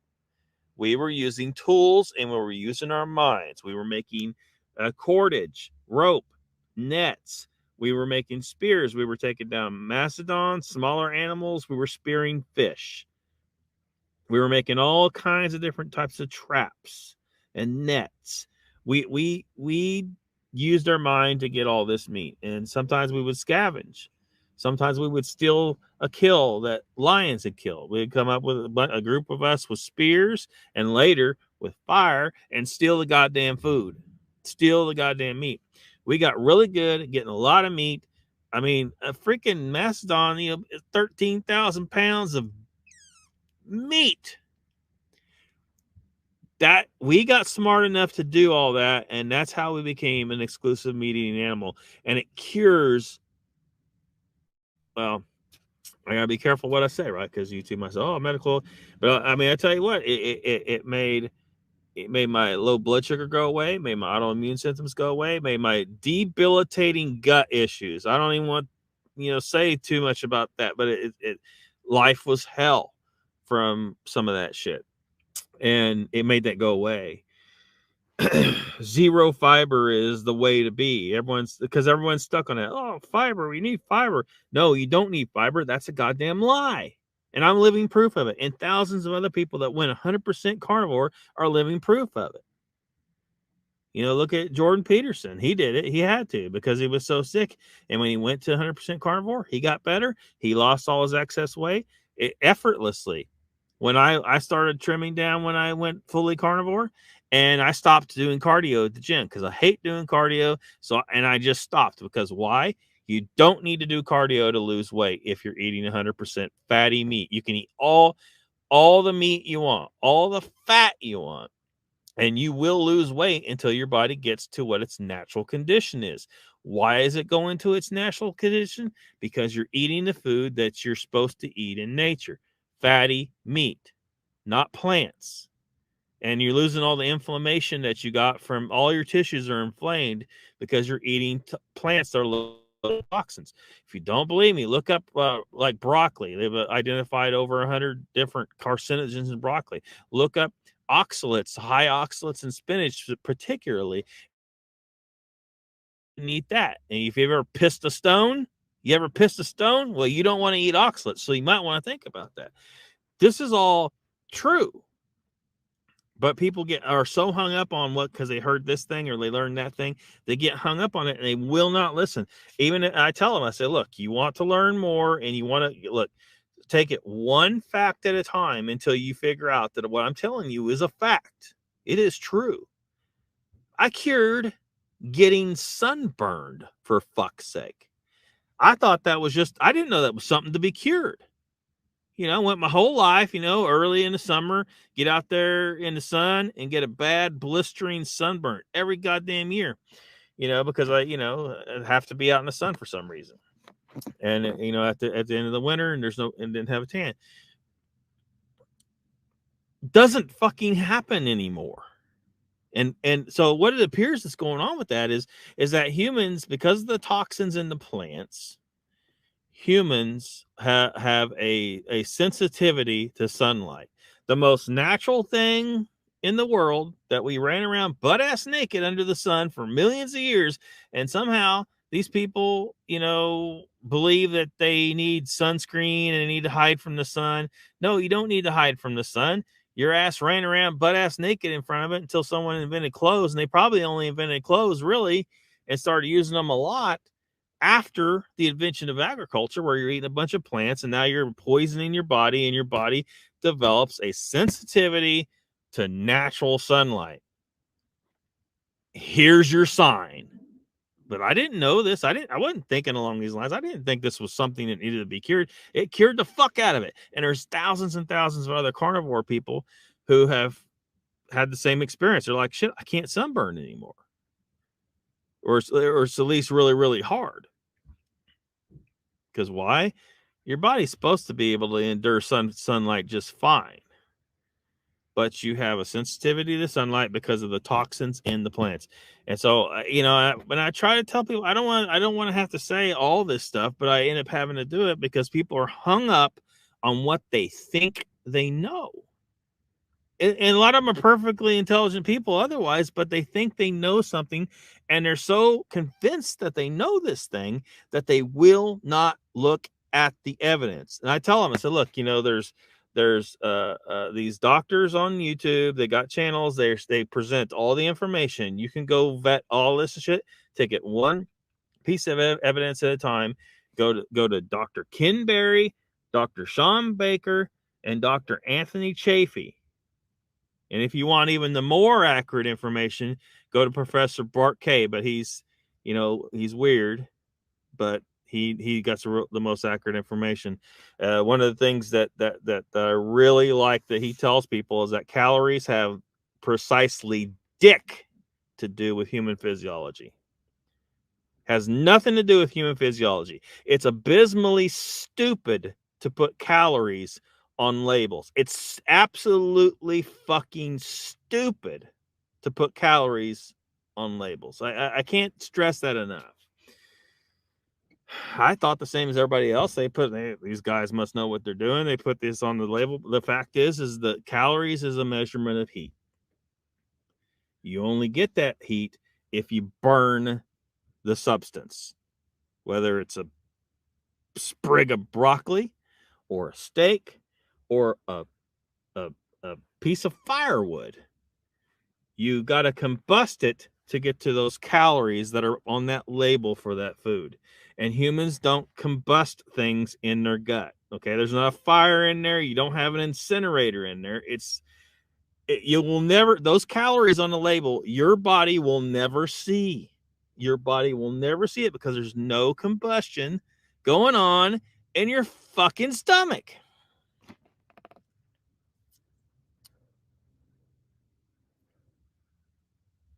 So that's why I like Bart K a lot, because he seems to be even further along in understanding what humans need to be doing with their dietary needs than everybody else. But getting people to actually go spend the time to listen to these guys, go to their live streams. Ken Berry has a live stream every Monday night. You can actually slip in there and sometimes get a question answered if you need a question answered. These guys will teach you, but I can't get people. A lot of people, they want to argue with me. They think I'm crazy or something. Well, I mean, maybe I am, but I'm right about this. Years and years of trying every goddamn thing. Never tried full veganism or anything. I mean, I always could see that was stupid as fuck. But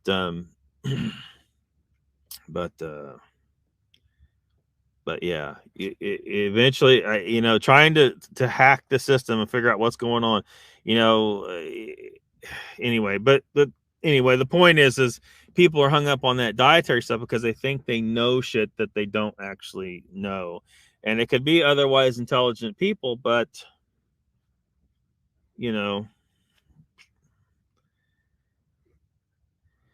so there's a degree of that. I think Pat thinks he knows certain things that he doesn't actually know. It's not that he's not an intelligent person, but and if he's drinking, on top of the fact that he is a bit argumentative. He does like Gary, I think, pointed out earlier. He seems to like to debate.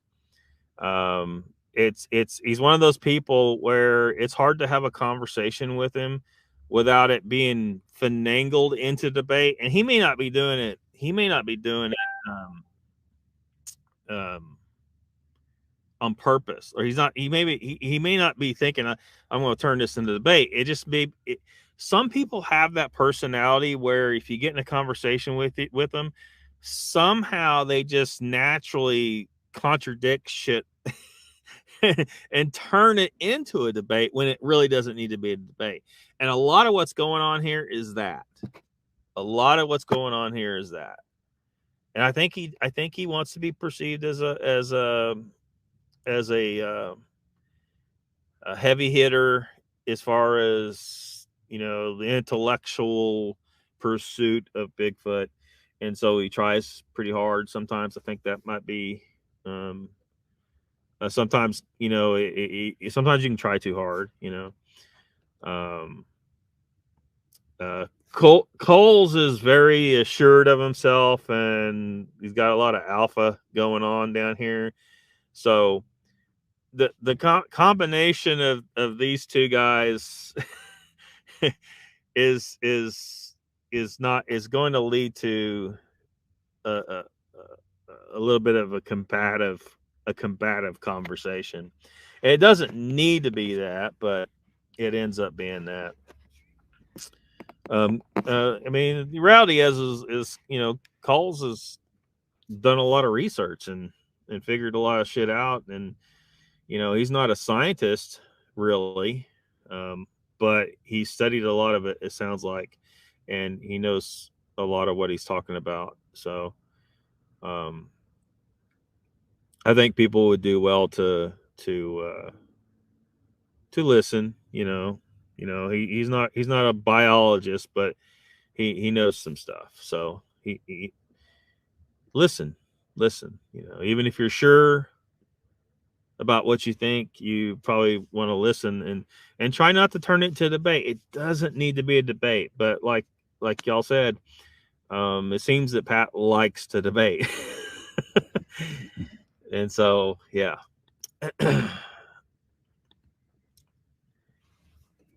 Raptor says he said it on the shows back in the day. What'd he say? Does humans have eye shine? We have that red, that sometimes you get the red, but it's not the same as like, a lot of these animals that have like real eye shine. Joe Parker there. Welcome to the chat. Raptor says, Agile, yes, they're red. Look at old pictures from the 70s up to 80s. Yeah. It's not the same as like, it's not real like serious eye shine, but there is that red that comes through. There's JT. Welcome to the chat. Joe says red eye in pictures are overlooked.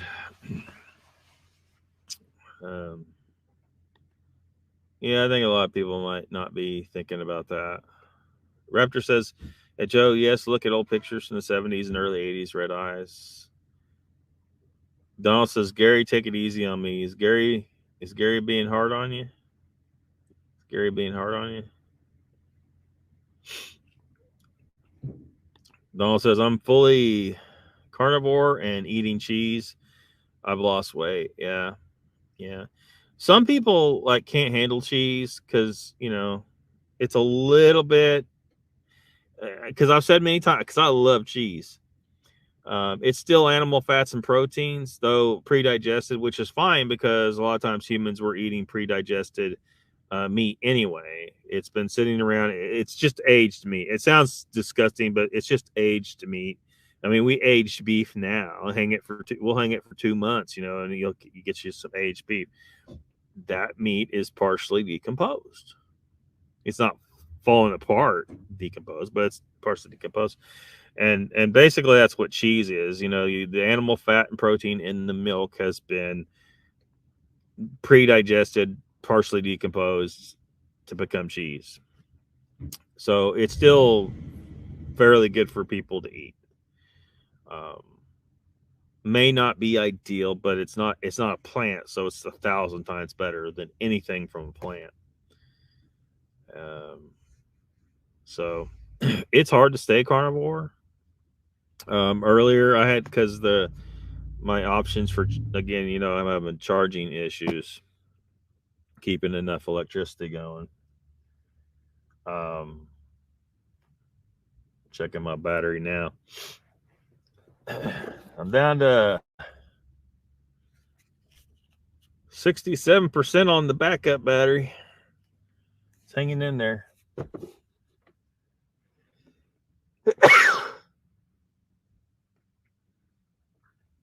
Been a bit sneezy. Anyway, so I had to go into McDonald's earlier to get all this stuff charged up before we started the live stream. Well, you know, you don't want them to get upset with you for coming in, just sitting down in their lobby. You kind of got to order something. So I've been ordering a couple of burger patties.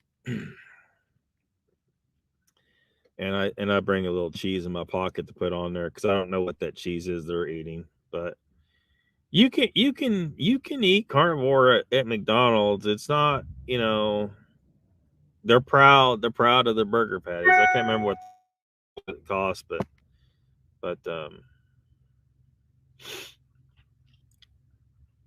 anyway, when I was in there, you know, I'm in there for, you know, a few hours charging everything, and you know, man, you start looking up there and you smell the fries and you got the chicken nuggets, and start wanting a double quarter pounder with cheese. I resisted, though. I did resist.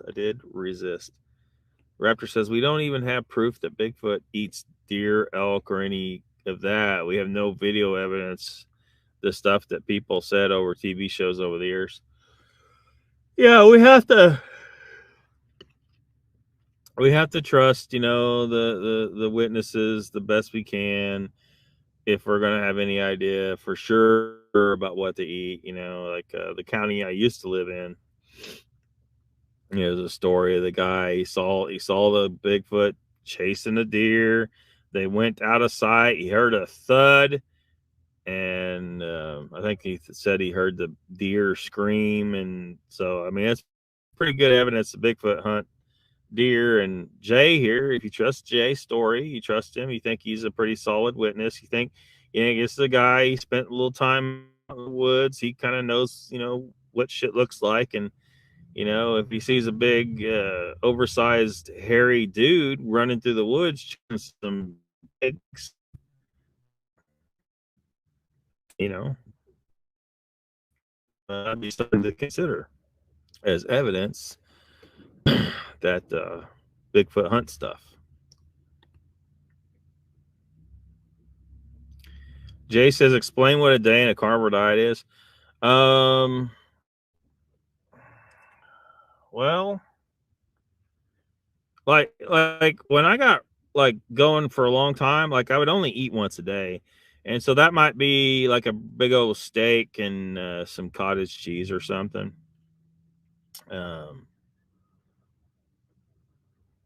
You know, just a big old ribeye steak and some cottage cheese or something.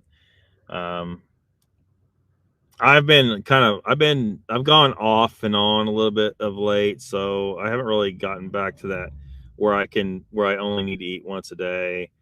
Um, but but I'm still eating way less. Um, you know, so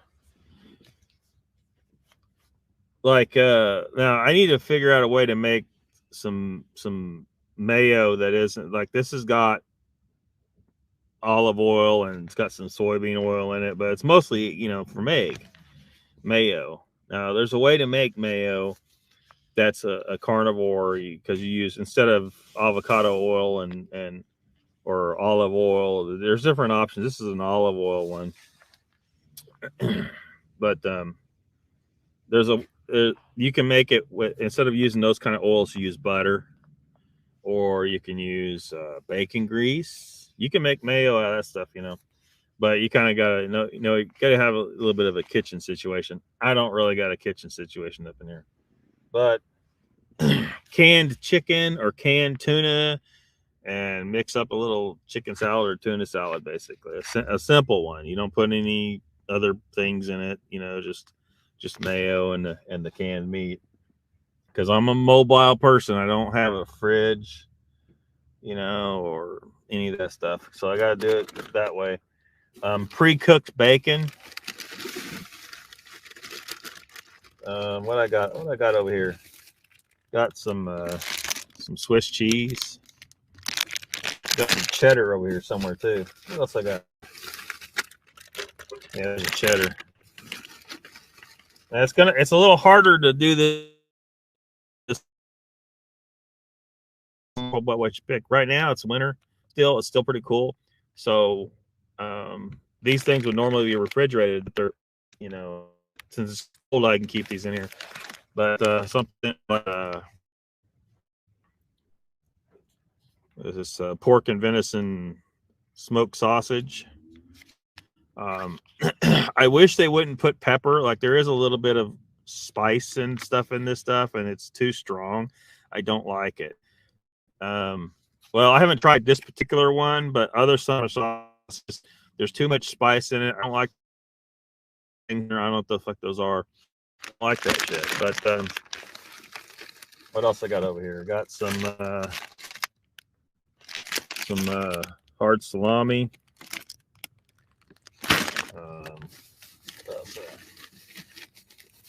What else is over here?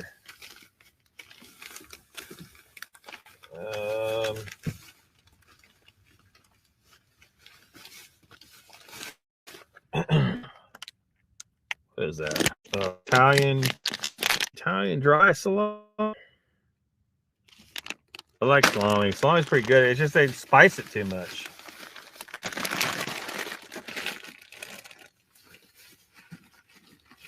What else I got here? Oh, like these packets of meat.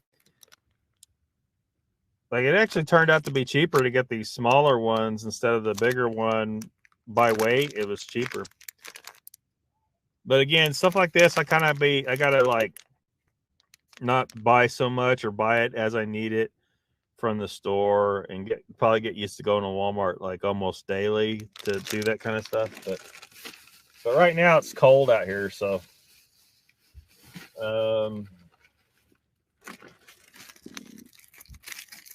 cream cheese. Like last night, that's pretty much what my dinner was 1 block of cream cheese.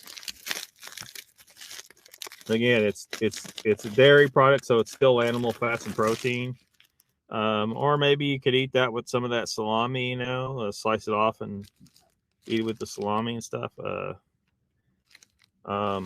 Cottage cheese. I don't got any cottage cheese right now. Usually I go ahead and try to eat that real quick.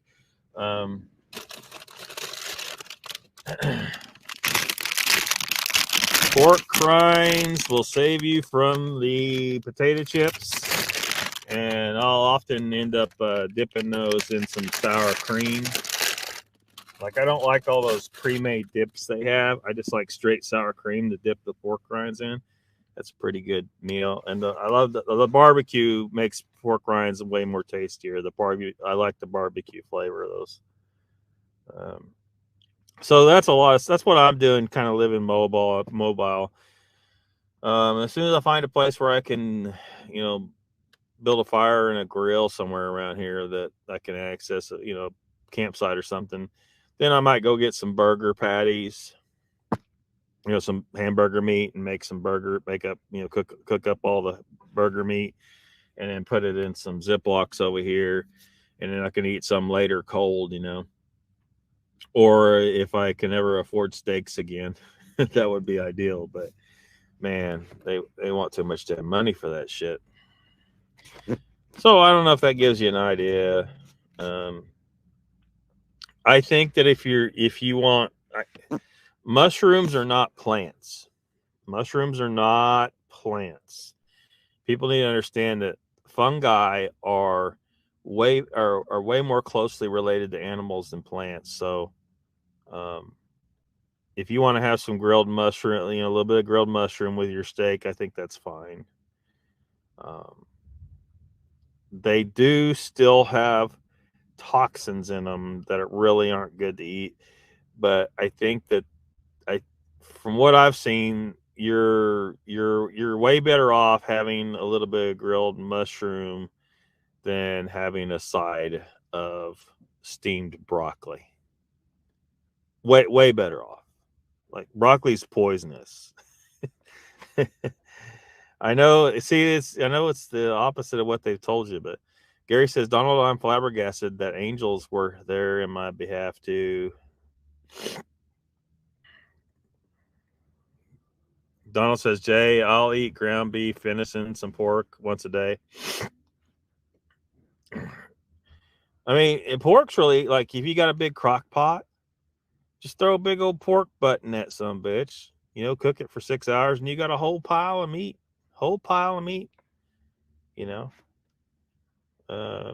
Corned beef.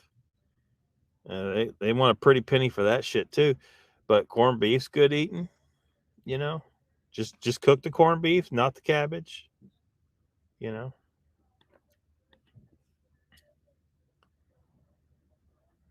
Jay says, like every meal or just one meal a day.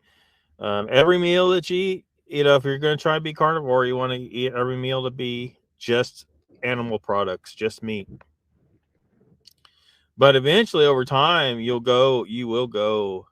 Well, not everybody does. Some people still maintain a pretty heavy appetite after they go carnivore, but a lot of people, like myself, lose their appetite because they got all the nutrition they need, and your body, and if you still got body fat, like, you really don't need to eat very much because your body, because if you're going in and out of fasting mode pretty easily, so like if you don't eat for 48 hours, your body just dives into that fat, and it is like, well, we're good, because most Americans got way too much body fat on them, and that's supposed to be food later, but you're not supposed to have that much on you. So you actually got a whole smorgasbord on you to eat. So you don't need to eat until the body fat's gone, except for, you might need to get some more protein, eat some protein here and there, and you might need to get some electrolytes. You need some salt, stuff like that.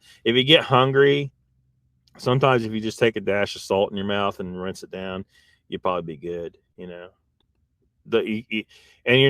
Don't be afraid of salt. Humans have been eating salt for thousands and thousands and thousands of years. Every animal goes to the salt lick. Donald says, Gary, not sure what you went through, but it's beyond any other interaction I've ever heard. Yeah, he had those good mushrooms. Donald says 1 meal a day. Raptor says that Donald and Donald, you were only once a day, so you're fasting all day until that big meal before bed, right? Yeah, basically, yeah, he's getting a 23-hour fast in. Has to see that Bigfoot with a real name. Donald says, Raptor, I usually eat around 3 p.m. Raptor says, Donald, I got you. Usually it's around 7 for you. Can't live without cabbage. Seriously, sharp cheddar. Wisconsin ain't got nothing on our Vermont cheddar. Jay says, I love cheese too. Sometimes it binds me. Raptor says, Lockbeard, sorry, Steve Coles, he's really not that good. All he has is a footprint. It didn't look right. He's doing it for the money on his channel. Remind me of Bigfoot Odyssey. And this is from earlier. I don't think he's the same as Bigfoot Odyssey, though. Donald says, Jay, I have a problem. I have no problem with that. I'm on a lot of pain meds. Jay says, so chicken isn't carnivore? No, chicken is carnivore. I mean, it's still, it is still animal, animal meat. But I could tell you that when I was stuck on carnivore for, months and months, I began to find chicken to be not very appetizing. My sense of taste clearly identified chicken as inferior meat, and pork too. They're inferior meats. Like I wanted beef. So there's something with that. Donald says Raptor, and also Jay, if you do try to go carnivore, ease into it. Don't go cold turkey, because you'll get you need some time. You need some time to adjust. And then also eat your eggs, specifically your egg yolks.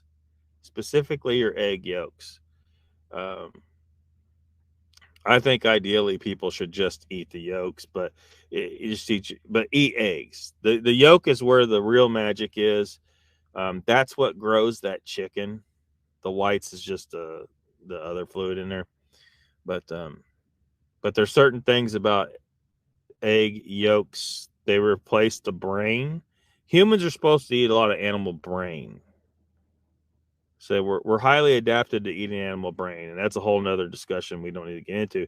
But most people don't have access to it, or they're grossed out by it, and they won't eat the brain.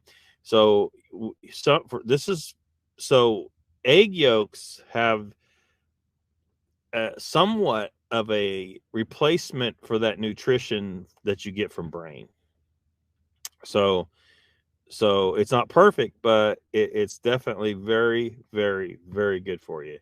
Anyone that would tell you that chicken eggs is bad for you, that the yolks are bad for you, don't listen to them. They're fucking wrong. The egg yolks are extremely healthy for you. Don says, Raptor, get off the money thing. He's not making a killing. Yeah. Donald says, Jay, chicken is okay, but it is inferior meat. Yeah, see, Donald says the same thing. I mean, you feel that yourself, Donald? I mean, that's what you feel. That's what I feel about it. Like, I'll eat it. It's okay, but a rare occasion, I might get a hankering for one of those rotisserie chickens at Walmart and polish that bitch off. But it's definitely not as appetizing as beef, so whatever that means, because we spent hundreds of thousands of years hunting the biggest, fattiest red meat animals of the land. Our ancestors for 5 million years probably looked at a chicken and said, what the fuck am I supposed to do with that thing? I want this big beast over here. That mastodon is going to last me for a month. Summer sausage, yeah, summer sausage is good.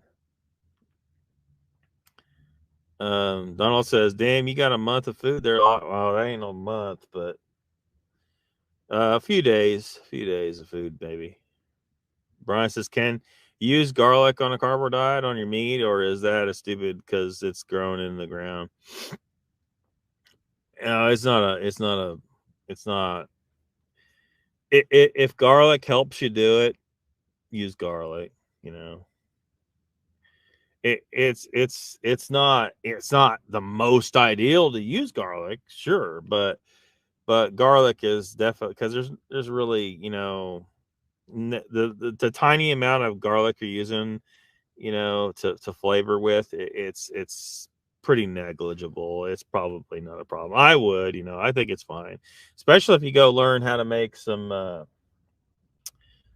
cloud bread, some carnivore bread, like it's made from primarily egg whites. But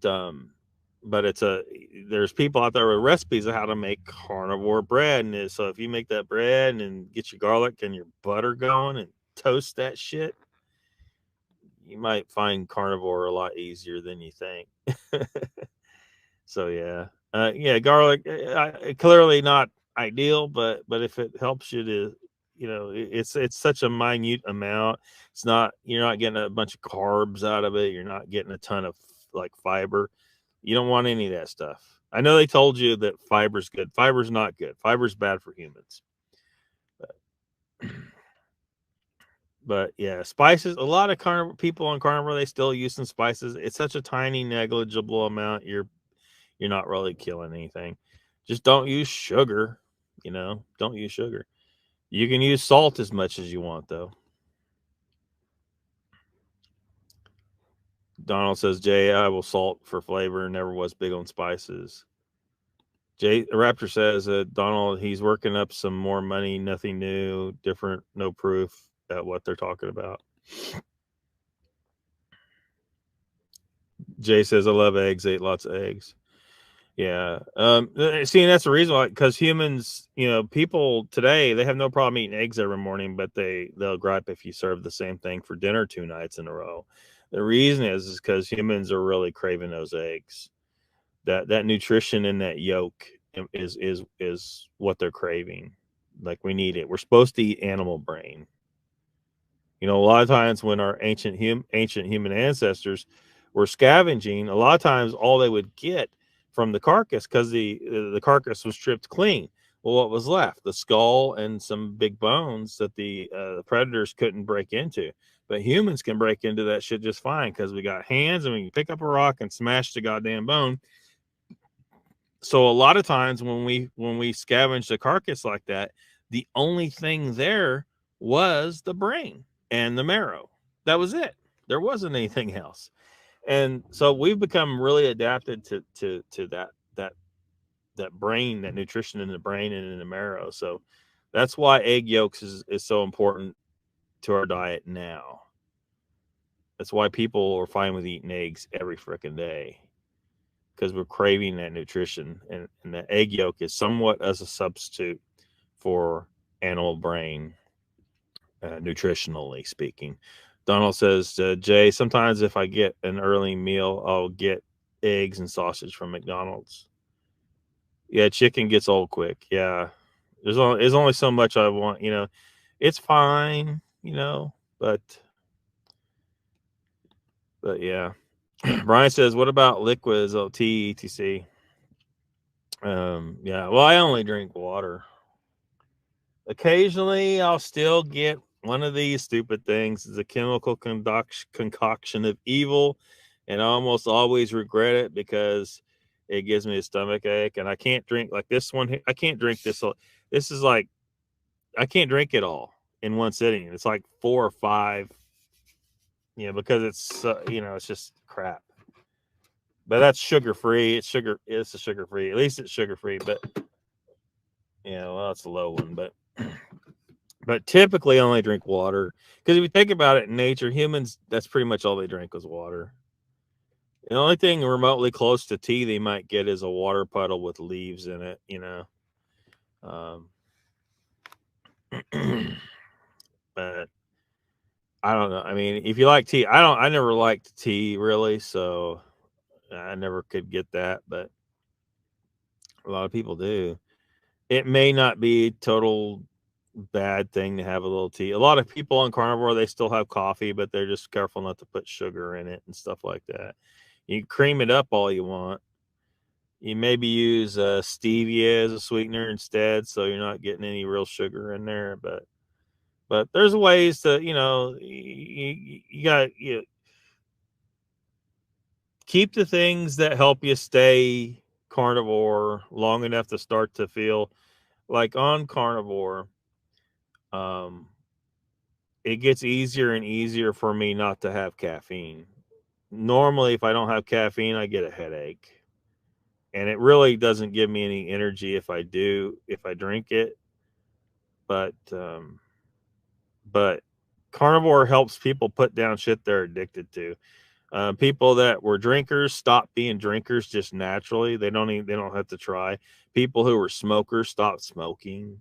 You know, it's funny when you give your body what it really wants, it stops craving different shit that you're taking in that's really not good for you.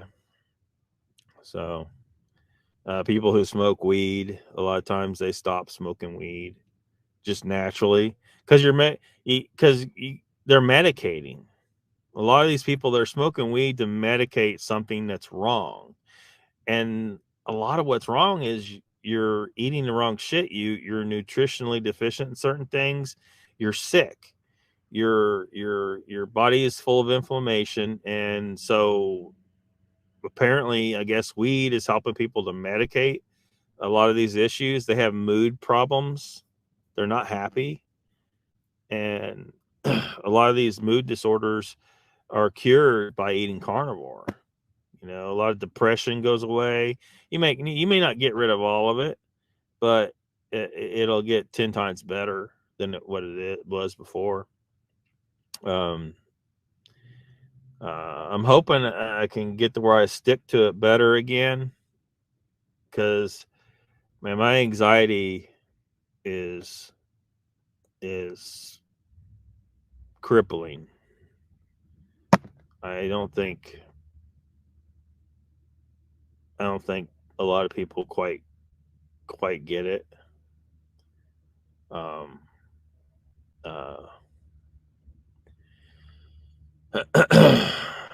Oftentimes, like, it's like feeling incredibly alarmed. So I'm exhausted. I'm exhausted. Like, so I don't feel like doing anything. Like, it's I don't know how to explain it. I don't know the proper words for all of it. But eating carnivore seems to improve things. So yeah. But yeah, I mean, if you're drinking tea and you're not putting sugar in it, I think it's probably not going to kill you. You know, you're probably fine. Raptor says, I hope you guys know back in the day, around the 20s, people ate bacon and eggs and toast 2 to 3 times a day, depending on how much money you had. Donald says, I will still get a Mountain Dew once in a while, but water otherwise. Well, there's always Diet Mountain Dew. I don't know if you can stomach that, but the problem is the artificial sweeteners. You know, the artificial sweetener and that sucks too. You know, it's hard on the stomach.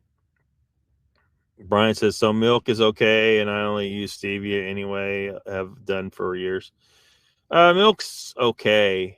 I would steer away from a lot of milk, but all the fermented dairy products, way better. It goes back to that aged meat thing. Well, fermented milk products is aged milk, right? It's the same things are going on there, and it's better for you to consume in a fermented. So sour cream, cheeses, cottage cheese, cream cheese, all those things. Butter is not, really, but it's a good fat to consume. But drinking a lot of just regular milk is not really ideal. But it's not horrible though. It's not as horrible as eating a piece of broccoli. Like that's just broccoli is just straight up toxins, So you just don't want to eat that stuff. It's horrible. Gary says you're off track once again, Mr. Lucky. Yeah, I know it. We'll get back to this. Here we go. Point. Even though they look like primates, I grade you that good starting point. They look like primates, but if they come from Planet Heratron, I'm not sure they meet that definition anymore. Let me I don't know why he's bringing up Planet Hairtron. Nobody brought up Planet Hairtron. Nobody here is trying to say that Bigfoot is aliens like Dr. Matt Johnson did. Everybody here, like Jay, I don't think has ever really made any kind of assertion as to what they are at all. He's just, as far as I know, just told his story. Like he saw a big, hairy dude chasing pigs, and that's it. Steve Coles is going with the idea that these things appear to be primate. I don't know exactly what Jeff's thoughts are, but humans are primates, so it's definitely based on what people described it as, it's definitely some kind of Homo species, and I think it specifically is Homo sapiens, but we got to catch one and do some genetic testing to determine if that's true. Or it's quantified. Or somebody needs to take one for the team and go out there and screw a Sasquatch and see if a baby pops out. Something, and it may spin your perspective on things. There may not be Bigfoot experts in the community, but we all have our own little niches, but where our expertise may be a little greater than others. But when we're talking to the public, people have to remember they're looking at us as the experts. So we must be careful and diligent what we say to those people. And that's a fact, Pat. When you're I treat the public responsibly. Right. So I would say you're sitting there going, I don't know about that, but we're looked to as the expert when we're there at a show or whatever, or a conference, the general public, and you're making a face again. But let me ask you a question. What public are you talking about? The Bigfoot public or the general public? The general public. You know, when you go to a conference that has 41,000 people over 2 days, which I have, they're all looking to you as an expert because you know a lot more about the phenomenon than they do. Let me give you an example. If a pipe bursts in your house, what expert do you call? A plumber. Right? They're the expert, right?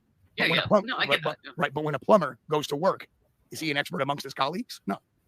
So it's I get that. Your average guy who takes his that gets convoluted real fast. No, it doesn't. It's very general. Okay, plumbing is no. Don't confuse Pat with plumbing now. Come on. Anybody in this world, almost anybody. He said it was convoluted. He said it was convoluted. Learn how to plumb real fast. And anybody can learn how to Bigfoot real fast too. And anybody can learn. Bigfoot is unknown. It's unexplained.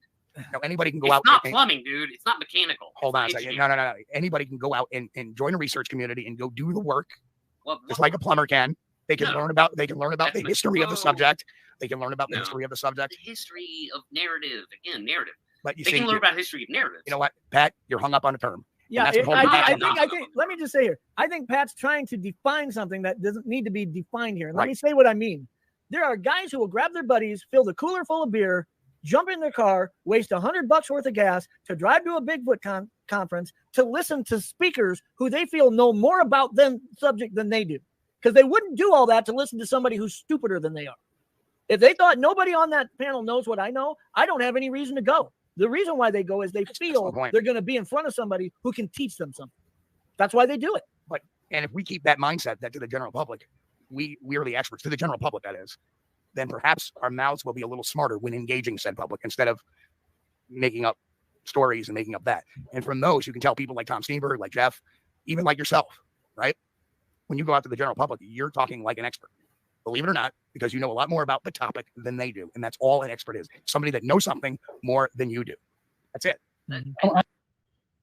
And he's doing it here where Pat is making certain assertions about Bigfoot that he doesn't actually know. It's, where, someone else says Bigfoot probably doesn't have great sense of smell because he doesn't have a long snout, which correlates with other animals that have long snouts that have good smell, and animals that have short snouts don't have as much a nasal cavity to smell as well. Pat pushed back against that, but then Pat will sit here and say that Bigfoot can't possibly be in Florida, basically. And so how does he know that? If he's going to say that Steve Coles doesn't know, can't begin to speculate whether or not Bigfoot has good sense of smell, then likewise, Pat cannot speculate whether or not Bigfoot can survive in Florida. If he's gonna hold himself to the same standard, he's not holding himself to the same standard, though. It doesn't appear to me on this matter. But there's another term, another definition too, other than just sight too. I'm gonna ask Steve. Steve, I want you to think about this a second as I'm talking. You're an EMT and detective. You've seen a lot of crap in your life. Yeah. Oh yeah. I want to know what you thought, feeling wise, when you first saw that thing. Well, I was at an advantage because I was well versed in primate behavior and the general reactions of a primate. Plus, I've had a lot of sighting reports that I read that I felt were legitimate. I didn't think it was going to attack me. I was awestruck, but I wasn't scared. I was like, holy shit. And that was my whole attitude towards the whole thing was, holy shit. I can't believe it's there. There it is. And it's the moment that any doubt I ever had, any of those doubts erased away. And that occurred over several days. It was just running over my mind over and over and over again. And a year later, I had a very fleeting sighting of the juvenile. It was like, my first reaction to that was like, nah, it couldn't be. And then I wasn't going to say nothing to somebody until somebody had reported that, there was a log that was placed behind one of the vehicles that was not there the night before. So, what do you do with that? I want to say, Nikki, I like this, and I'll tell you why. Because to me, if you're able to articulately explain why you lean on a hypothesis or why you've drawn a conclusion or an opinion on something in this community, if you can articulately communicate to others why, what you've seen, what you've experienced, don't regurgitate bullshit you heard on another channel. Tell me why you believe this to be true. If you can communicate that, that's what makes an expert speculator.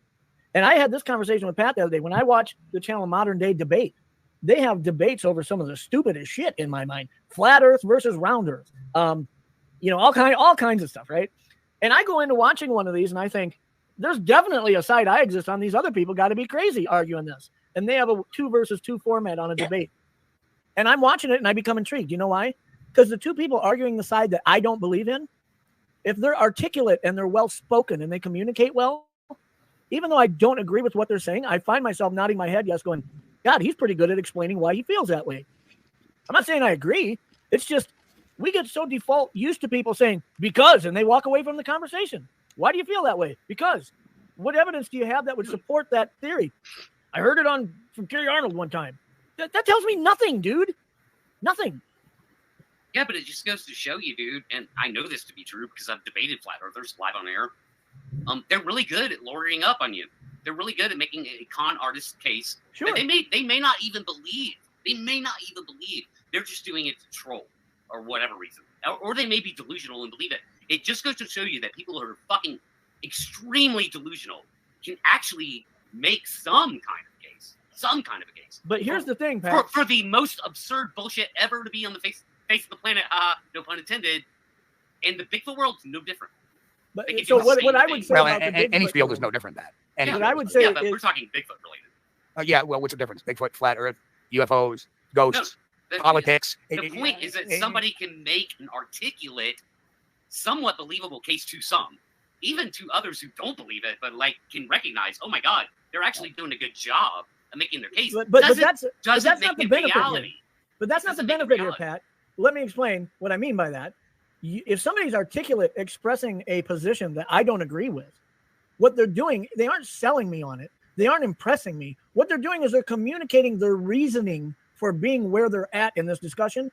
And it equips me to understand how to dismantle their position with logic that I feel supports my position. Sure. When you withdraw from the conversation with rhetoric and bullshit, we have nothing. So I listen, I'm fine with the guy who has the opinion that wants to debate opposite from me being articulate and well-spoken. I need you to be that so that I understand how to diffuse the bullshit that you're presenting. If you can't articulately communicate to me why you stand where you stand, how can I move you from there? I can't. Yeah, I mean, I agree with that as a general principle.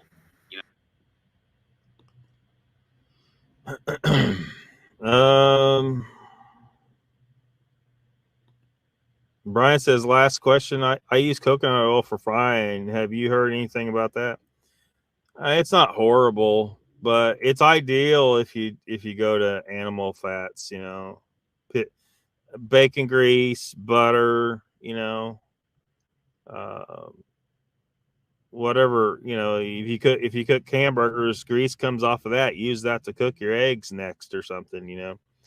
It's better to get away from the coconut oil, although it's not horrible, but it's not ideal. Jay says exactly, Lockie. I don't know which part you're talking about, but yeah. Donald says, Gary, you will never convince me that they come from a made-up religion. Jay says, I never once said it was a Bigfoot because back in those days, I never heard of such things. Ditto. Donald says, Brian, use meat-based oils for frying. Yeah. Bacon grease. Yeah. Yeah. Bacon grease, burger grease, butter. That's what's best. Brian Chewy says, man, I got a buzz. Woo. Raptor says, I said that on Central Florida Bigfoot. There's no proof Bigfoot is in Florida. The two guys back in the day made all those videos up. They said it was all fake. Well, I mean, there's more than just two guys for one, but there's just when people try to say there can't be Bigfoot in Florida, I think they're wrong. All kinds of other animals move back and forth between Florida and the states further north. It's not a problem, deer,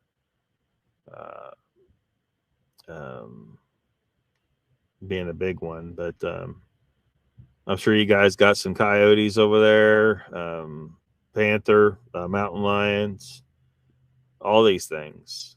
They have no problem moving back and forth. I don't know why this is even a thing, this whole idea that Bigfoot can't get out of Florida. Bigfoot can get out of Florida just fine. There's plenty of wild areas to, go look. I mean, I think that a lot of times people, your image in your head is not what's really out there. You don't really, what you got, the image you got formed in your head is not the reality. Like, you need to go actually see it, is what it needs to be.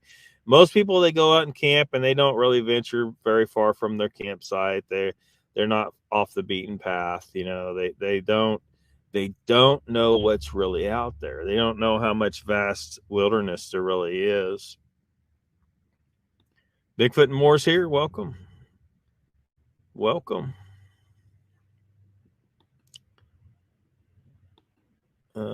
Gary says there's not a way I can show you because angels only appear when God tells them to. So must be lucky enough to see them. You keep saying how lucky you are, like you're trying to talk yourself up like you're important and privileged.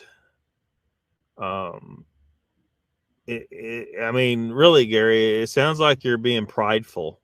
You're being prideful about this. That you want people to view you as somebody better than others because you were privileged to have this experience. Just my interpretation from observing what you've said. Brian Chew says that's my plan to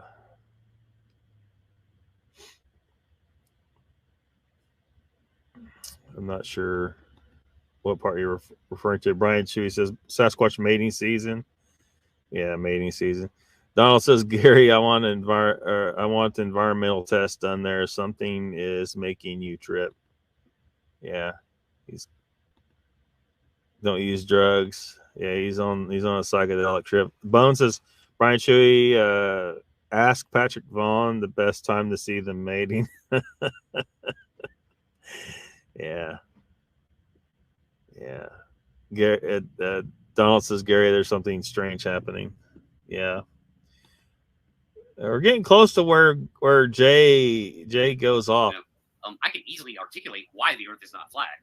When you look at Toronto skyline from 40 miles away in a boat, and half the skyline disappears, that's curvature. I can articulate that all day long. A flat earther will never accept that. Is a good counter argument. Just like Bigfooters will never accept why the LBL can't have Bigfoot in them. Like, it's impossible. Land between the lakes is not a Bigfoot. It's not impossible. I don't know why he's on this sticking point either. Somehow he's got it into his head that there can't be Bigfoot there, and that's just not true. Hotspot. It can't be. It's impossible. They'll never accept that Bullshit, because they have a cherished belief. Where are you coming off of that? I live 19 miles from there. That's Yeah, why I have know. on camera. Yeah, back in the 60s. Different I'm time. calling bullshit. I'm calling bullshit, brother. Bullshit. All right, Jay. Bullshit, buddy. You never seen one. Hey, if there's a I'm moose that can be in It the city of doesn't Troy, matter if I've never seen one. They Well, can't maybe be you there. have. Like, That's it's irrelevant. impossible. It's irrelevant. Based on what I'm calling evidence? bullshit. I mean, I I'm just curious where your position is. When you say they no. can't be there, based on what? based on the fact that we're surrounded by it's an isolated peninsula surrounded by a busy waterway. There's Surrounded. 400 miles of woods, man. No, it's not. It's, Bullshit, man. I live there. well, okay, it's The 100. it turns It's into this 100. place. It's Go 100. to the Mississippi River. 400 fucking miles, man. It's 171 mile. Kentucky Lake is I'm sorry, 180 miles. 171 acre peninsula. Kentucky Lake is 180 miles long, brother. and frankly, I can show you a video of a bear running past Union College in Schenectady, New York, a city. I can show you a video of a moose running through the city of Troy. I can show you a video of a Bears moose have nothing standing to on do the. with it. I can show you a video of a Again, moose protect- standing on the artificial football field at the college my son goes to right now in Like- southern South Dakota, Like bears, not in bears, Canada or northern Minnesota. Bears and moose have nothing to do with the LBL. No, Nothing. but when you're talking about, is that habitat they should be at? No, Absolutely not. It's completely isolated. It's a national. no, I'm forest. talking about the football field the moose is standing on in South Dakota. Okay, well, it I'm was talking about captured on video. Like the mountain lion that's in Kansas shouldn't be there. How do they get Yeah, there? That's okay. a whole dynamic study to do to yeah, figure but not that when out. you're talking about a rare and elusive, undiscovered, upright walking hominid. We're not talking bears and mountain lions. We're talking something extraordinary that Oh, has yes. not been discovered. Wait, you just said the word hominid. So hominids are smart. A lot smarter than a deer, a lot smarter than a moose, a lot smarter than an ungulate, a lot smarter than Ursa. So a lot smarter than the 1 million fucking goddamn people that surround it. Yeah, in most cases, especially since we're not How connected so? with our background. So We're not they're in connected. Central Park. Okay, how much smarter is a deer than us? Well, again, there's a lot of speculation here. Steve is going off there. They're very intelligent. Pat apparently does not think that they would be as intelligent as humans. This is a very ethnocentric kind of view. I think it would be jumping the gun to assume that they're stupider than us. They may be vastly more intelligent than us. And them being able to avoid us could arguably be said to be supporting, evidence, not really, but supporting, assuming they're real. This supports the idea that they must be extremely intelligent and maybe more intelligent than us, that they're able to, without any kind of technology, stay a step ahead of us. That would seem to indicate that they are way more intelligent than a lot of people are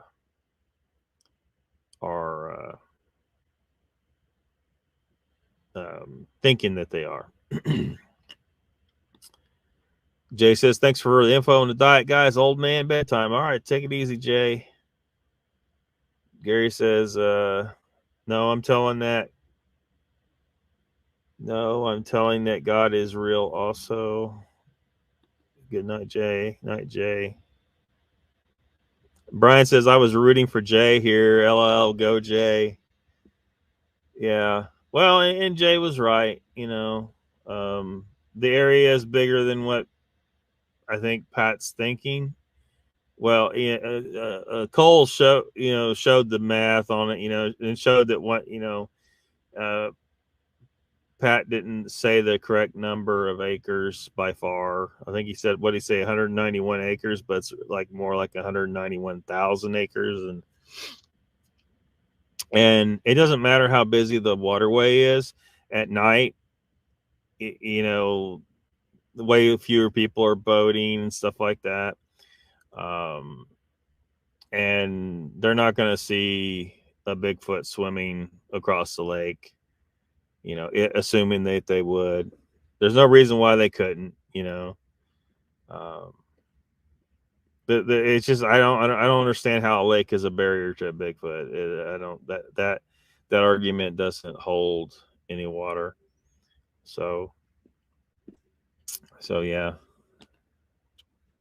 Not much. Okay, so go out in the woods, any woods, run down one and catch one. You can't. I could if I wanted to, bro. And you wouldn't be able to run down a deer. I'm sorry, sir. It's called I'm sorry, tools. sir. You're becoming anthropocentric. I mean, it's called tools. Like, if I had to, I could build a boat. No. I want you. I bare hands. You can't. Dude, you have to. You have. There are YouTube channels dedicated to killing fucking deer with their bare hands. Well, good for them. Can you do it? Yeah.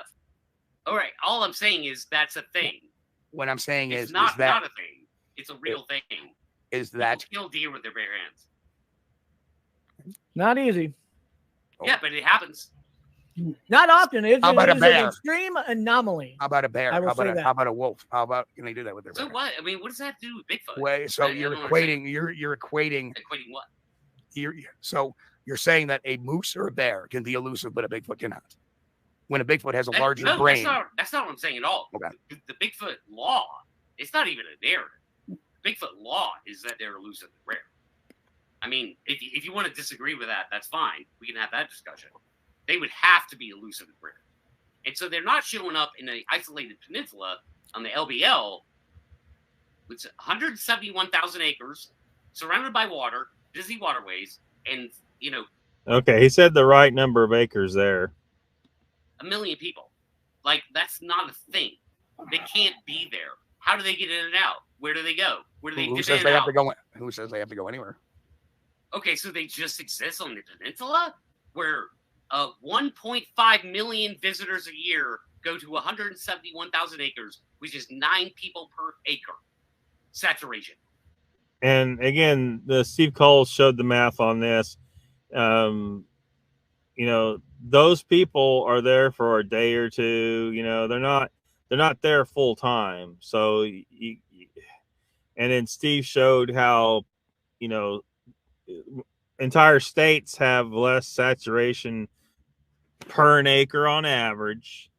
The entire state doesn't have lots of Sasquatch sightings, and those people are there year round. So the reality is that the coverage in LBL, the only way you're going to know how it compares to other area, like, states of Ohio, I think Cole showed, is to know how many days each person spent in LBL, so that you can actually calculate, okay, what's the actual saturation of humans there. And the reality is it's way low. And also, like I said, these people aren't evenly spread out across acreage. They're sticking mainly to certain areas, so it's not like the whole area is being watched by humans. It's just not. So yeah. What I'm saying Really? is, How is that possible? 9 people per acre saturation? How well, is now you're Bigfoot looking. ever there? How do they just live in such a place? Do you want them to answer or not? There's not 9 people per an acre all year round. Like a lot of those visitors probably just there for the day or something. So the way he's presenting it makes it sound like it's there's this heavy saturation of humans there, and it's just not true. He's misusing the the statistics. He's inaccurately presenting them to what they mean. They don't mean what he's presenting it to say. It's just wrong. So, I mean, yeah. Raptor says, but C. Colson never went there to do research either, so he doesn't know himself.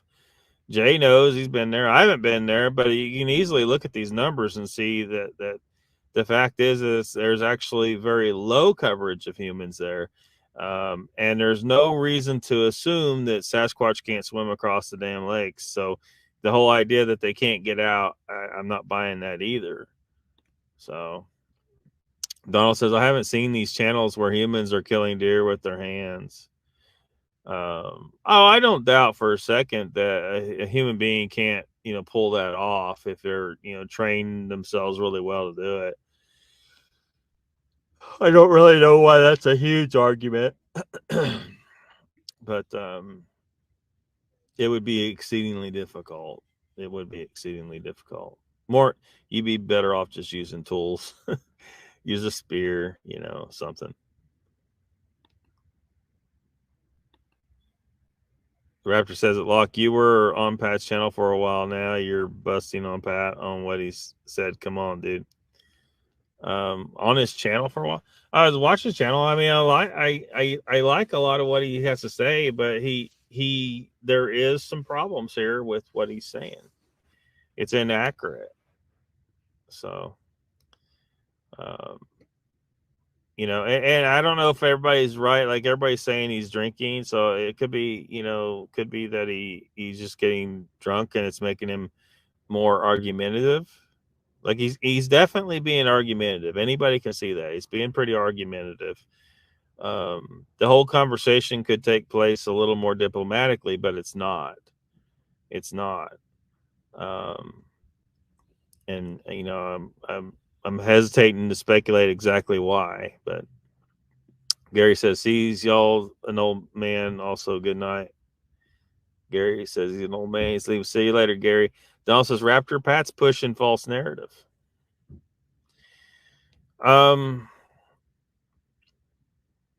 Ironically, yes.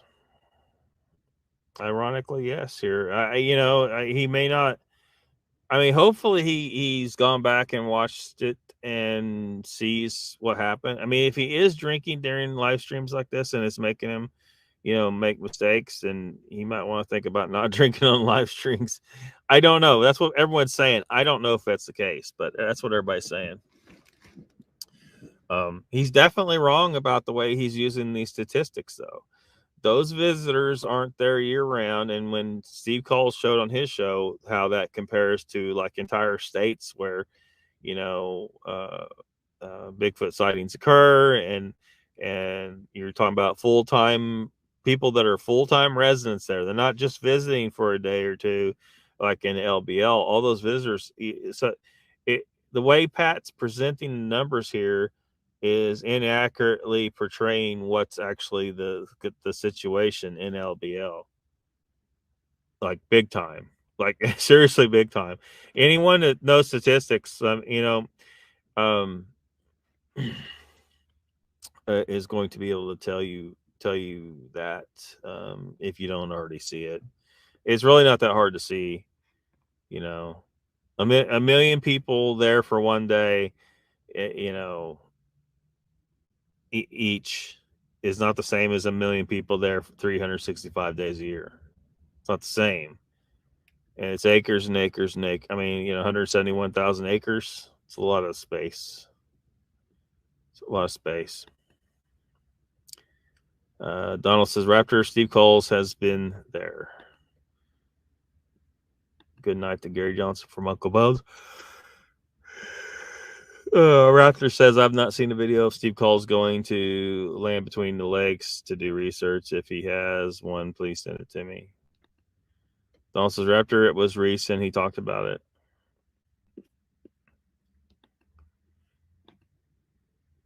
Yeah, I do. Okay, well, he's trying. Go for it. So, have you ever looked to the south of Land Between the Lakes? Yeah, that. I mean, I'm looking at it right now. That would only be their in and out. You're the one that said, "How do you not know they live there?" There's your in and out. Okay, so that's a choke so point. Jay, let me ask you this: It's a big choke point. How much of LBL? It's not a choke point. They can swim across those lakes just fine. I guarantee you. All kinds of other animals do it. There's no reason to say that Bigfoot can't swim across the lakes. There's nothing holding them there. They're not trapped. There's no choke point. Is remote and does not have trails to it. I can't say right offhand because I haven't been there since. It's fully available to the public. It's a national forest, Steve. Yes. It's fully available to the public. It's not what I said. I said which trail.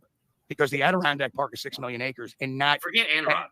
Well, no. We're talking about 171,000 acres. The point that Steve's making is I can go to a 200 acre. Please, Pat, can you let people finish their thought? But it's isolated. If I go to a 250 acre whatever, there's probably 50 acres of it where there's camping spots and whatnot and bathrooms and a playground. There's 200 acres of it that's just thick woods. Okay. So what Steve's asking is how much of it is developed and how much of it is raw, so to speak. Okay. You can't say that because it's all accessible. Yeah. Most people are not going into the really rugged areas. There's huge portions of it that they're just not, they're not readily accessible. And most people aren't going to, plow through underbrush to go into those areas. They're not. They're going to stay in the areas that are cleared out for camping and trails and whatnot. They're not going into most of the areas that are truly wild. Humans are so damn domesticated, they will not do it, most of them.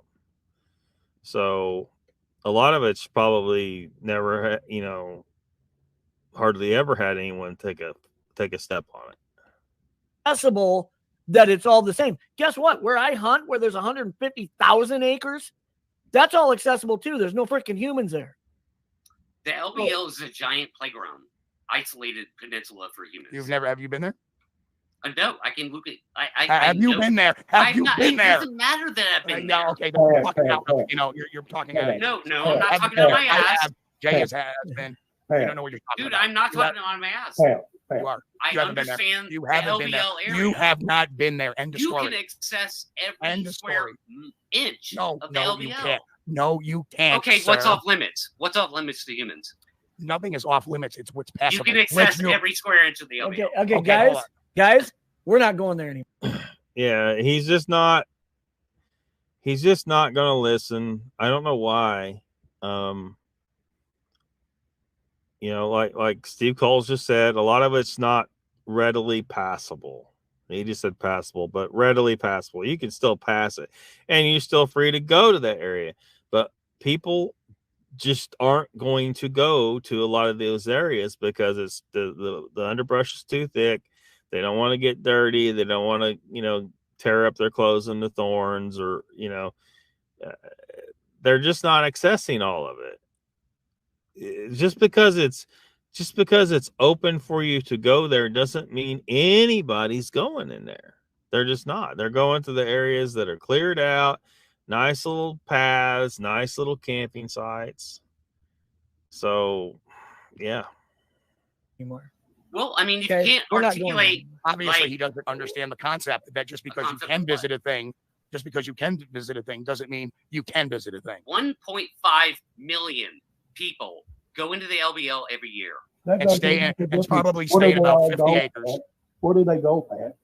They all everywhere. The LBL is, yes, I'm a member. I am a member of the LBL. I don't give a fuck what you are. Will you listen to me? Will you shut the fuck up? I know people who go there all the time. Okay. You haven't been there. It doesn't matter that I've been there. Hey, everybody stop, okay? I don't need Jay having a heart attack, and I don't want everybody getting upset about this. We're not gonna. I have a well-informed opinion of the. Okay, I'm sorry. Oh shit. Well, the good part's over. The Raptor says, had Donald Fuller, I have never heard of him say about landing between the lakes. It's always New York. That's why I asked if somebody had info to send it so I can watch it. Yeah, I don't have it, but just go check it out on his channel. I'm sure maybe if you search, you can find it. But yeah. I don't know, Raptor. I don't know why. Like, it was funny a while ago. You're like, say you're talking shit on Pat. Well, I'm just calling what I'm seeing here, and but it's funny because you're always talking shit on everybody. You're just talking shit on Coles. You're talking shit on Bigfoot Odyssey. You talk shit on everybody, and you're telling me now you're saying, oh, you're talking shit on. Don says, Raptor, watch his recent shows. He talks about a group having something go on. I'm not going to do it for you. Yeah. So anyway, they bring back Jay in a little bit, but the live stream is pretty much over. This what we watched here is within the last 47 minutes, and so if anybody wants to go and rewatch it and you haven't seen it yet, a lot of you probably already watched it though, and I don't know why he's got hangups on certain things. There's a personality conflict here, I think. He's just hung up on certain things he thinks is true, and nobody agrees. Like, absolutely nobody, I don't think.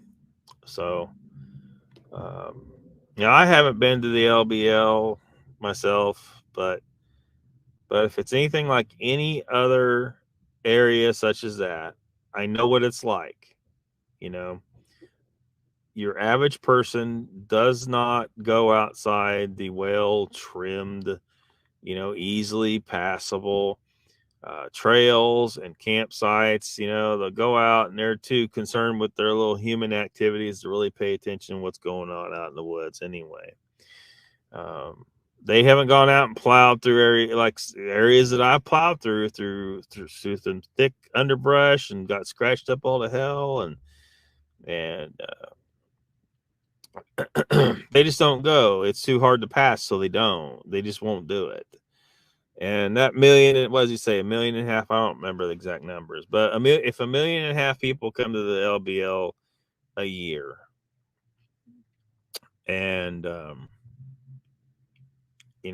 they spend. Well, I mean, I don't know what they spend average there. Some of them are camping, maybe some are there just for the day. I don't know, but if they're all spending on, if it's an average of 2 days per person,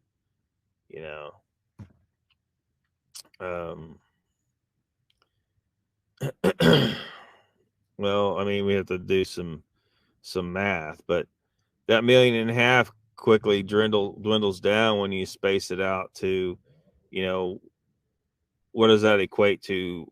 How many people live there year round? How many people are there living throughout the entire year? And it gets to a way smaller number than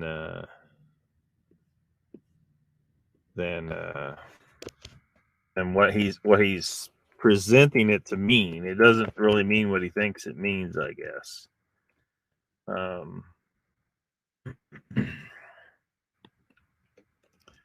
So, let me see here.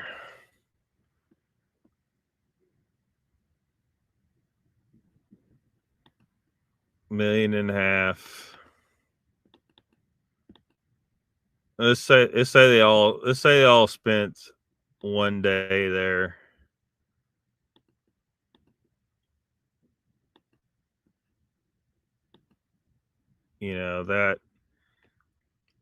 That would equal, if they all averaged if the average time spent there was 1 day, then that 171,000 acres is occupied by 4,110 people. If they're spending 2 days there, then that would mean that the whole 171,000 acres is occupied by 8,219 people. So, divide that by 171,000, and that equals 0.048 people per an acre. Less than half a person, half a bitch per an acre.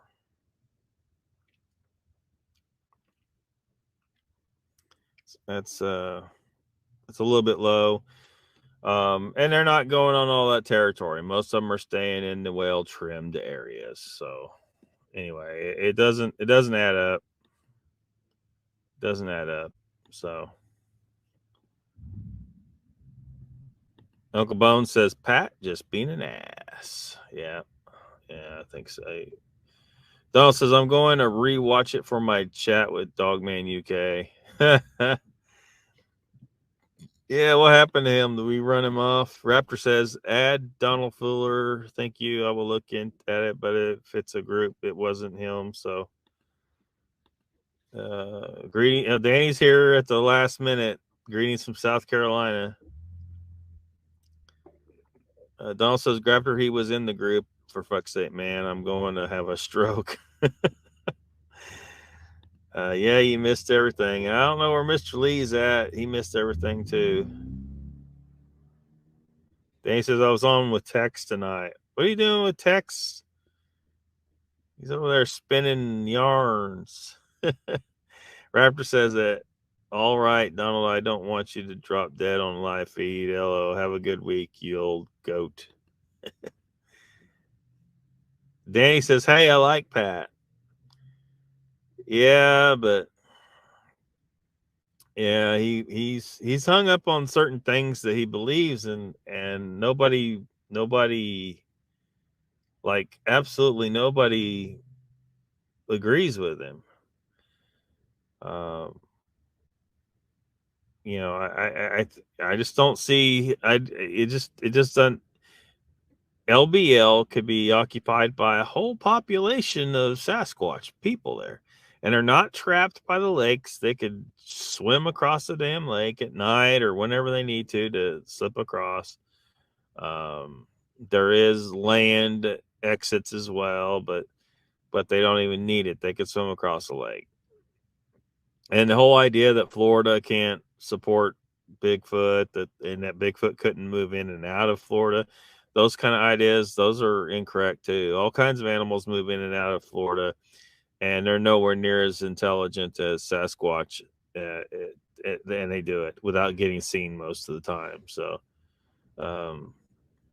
Florida cougar, aka mountain lions, extremely elusive animals, and they're not near as intelligent as what we think Sasquatch is. So, I just don't see why he's hung up on those particular issues.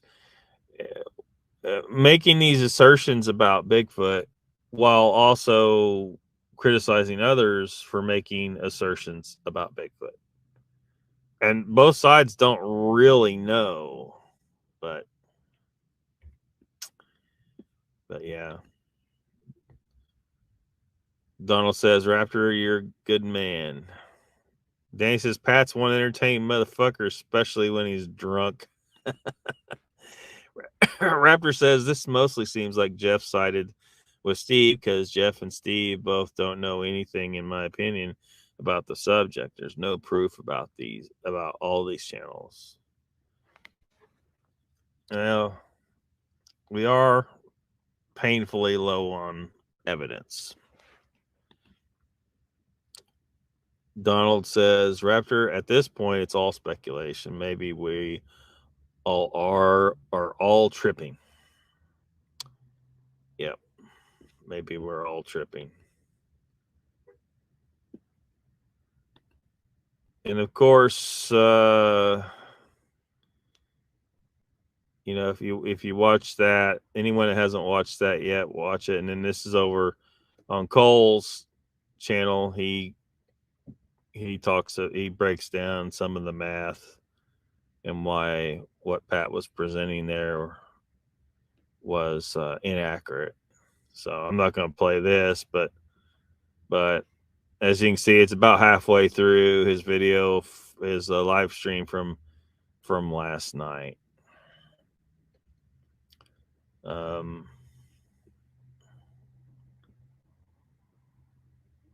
Yeah. There, I didn't see a lot. I didn't see a lot of the chat, you know, but it was funny that Jeff posted in there. That he's putting a breathalyzer on his chat link or on his live stream links.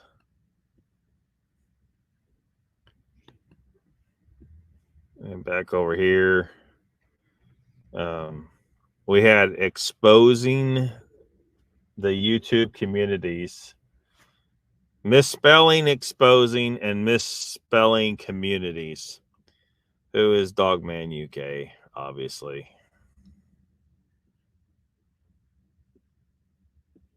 He was in the chat.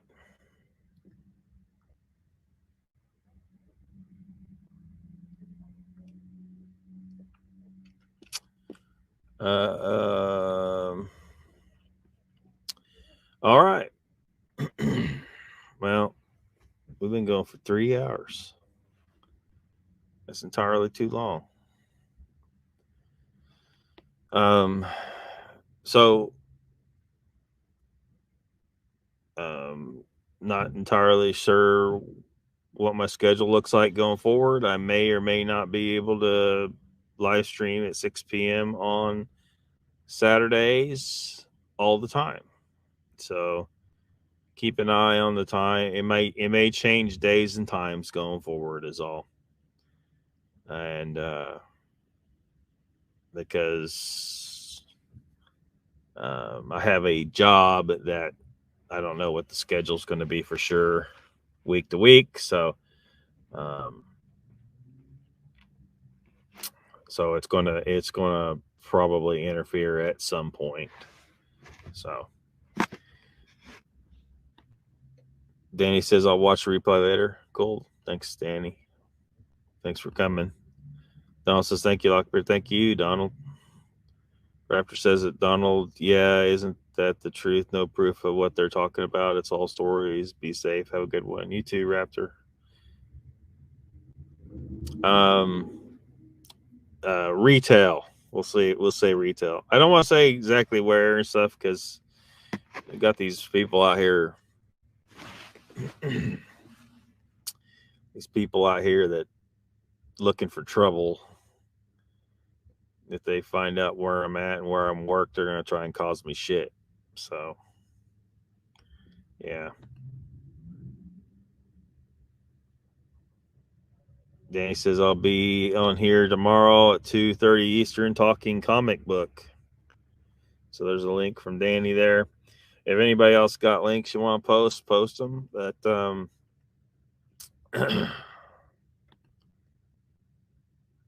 Donald says, I'm pretty sure I know where.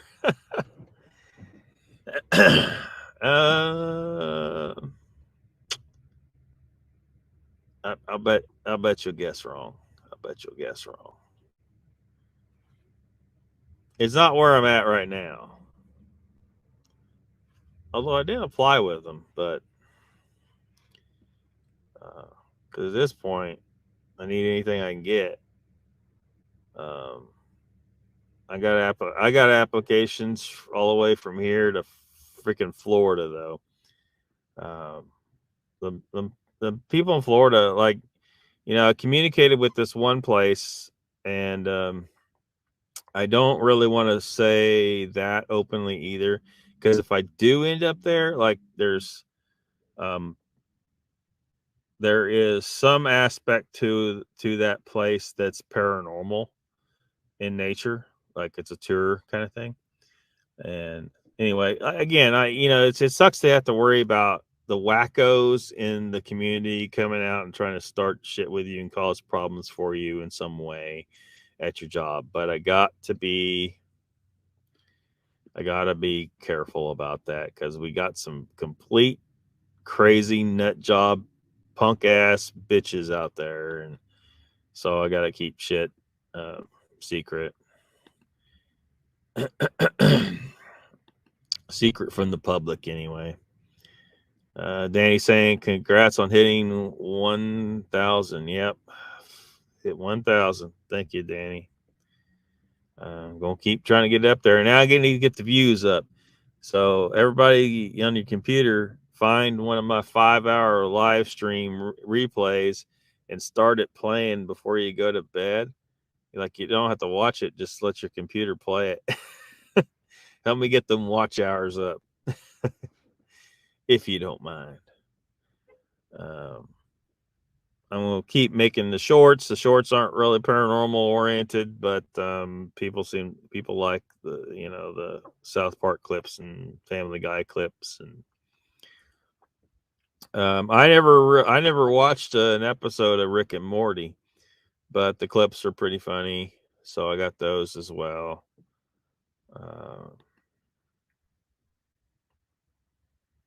Danny says, you almost caught up with my dog's channel. What the fuck? Holy shit, dude. Yeah, I better step it up. I can't be beat by a dog. All right, everybody. Thanks for hanging out.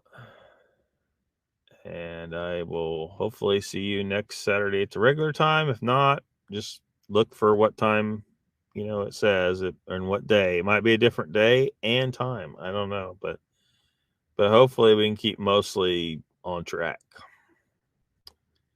See you guys later.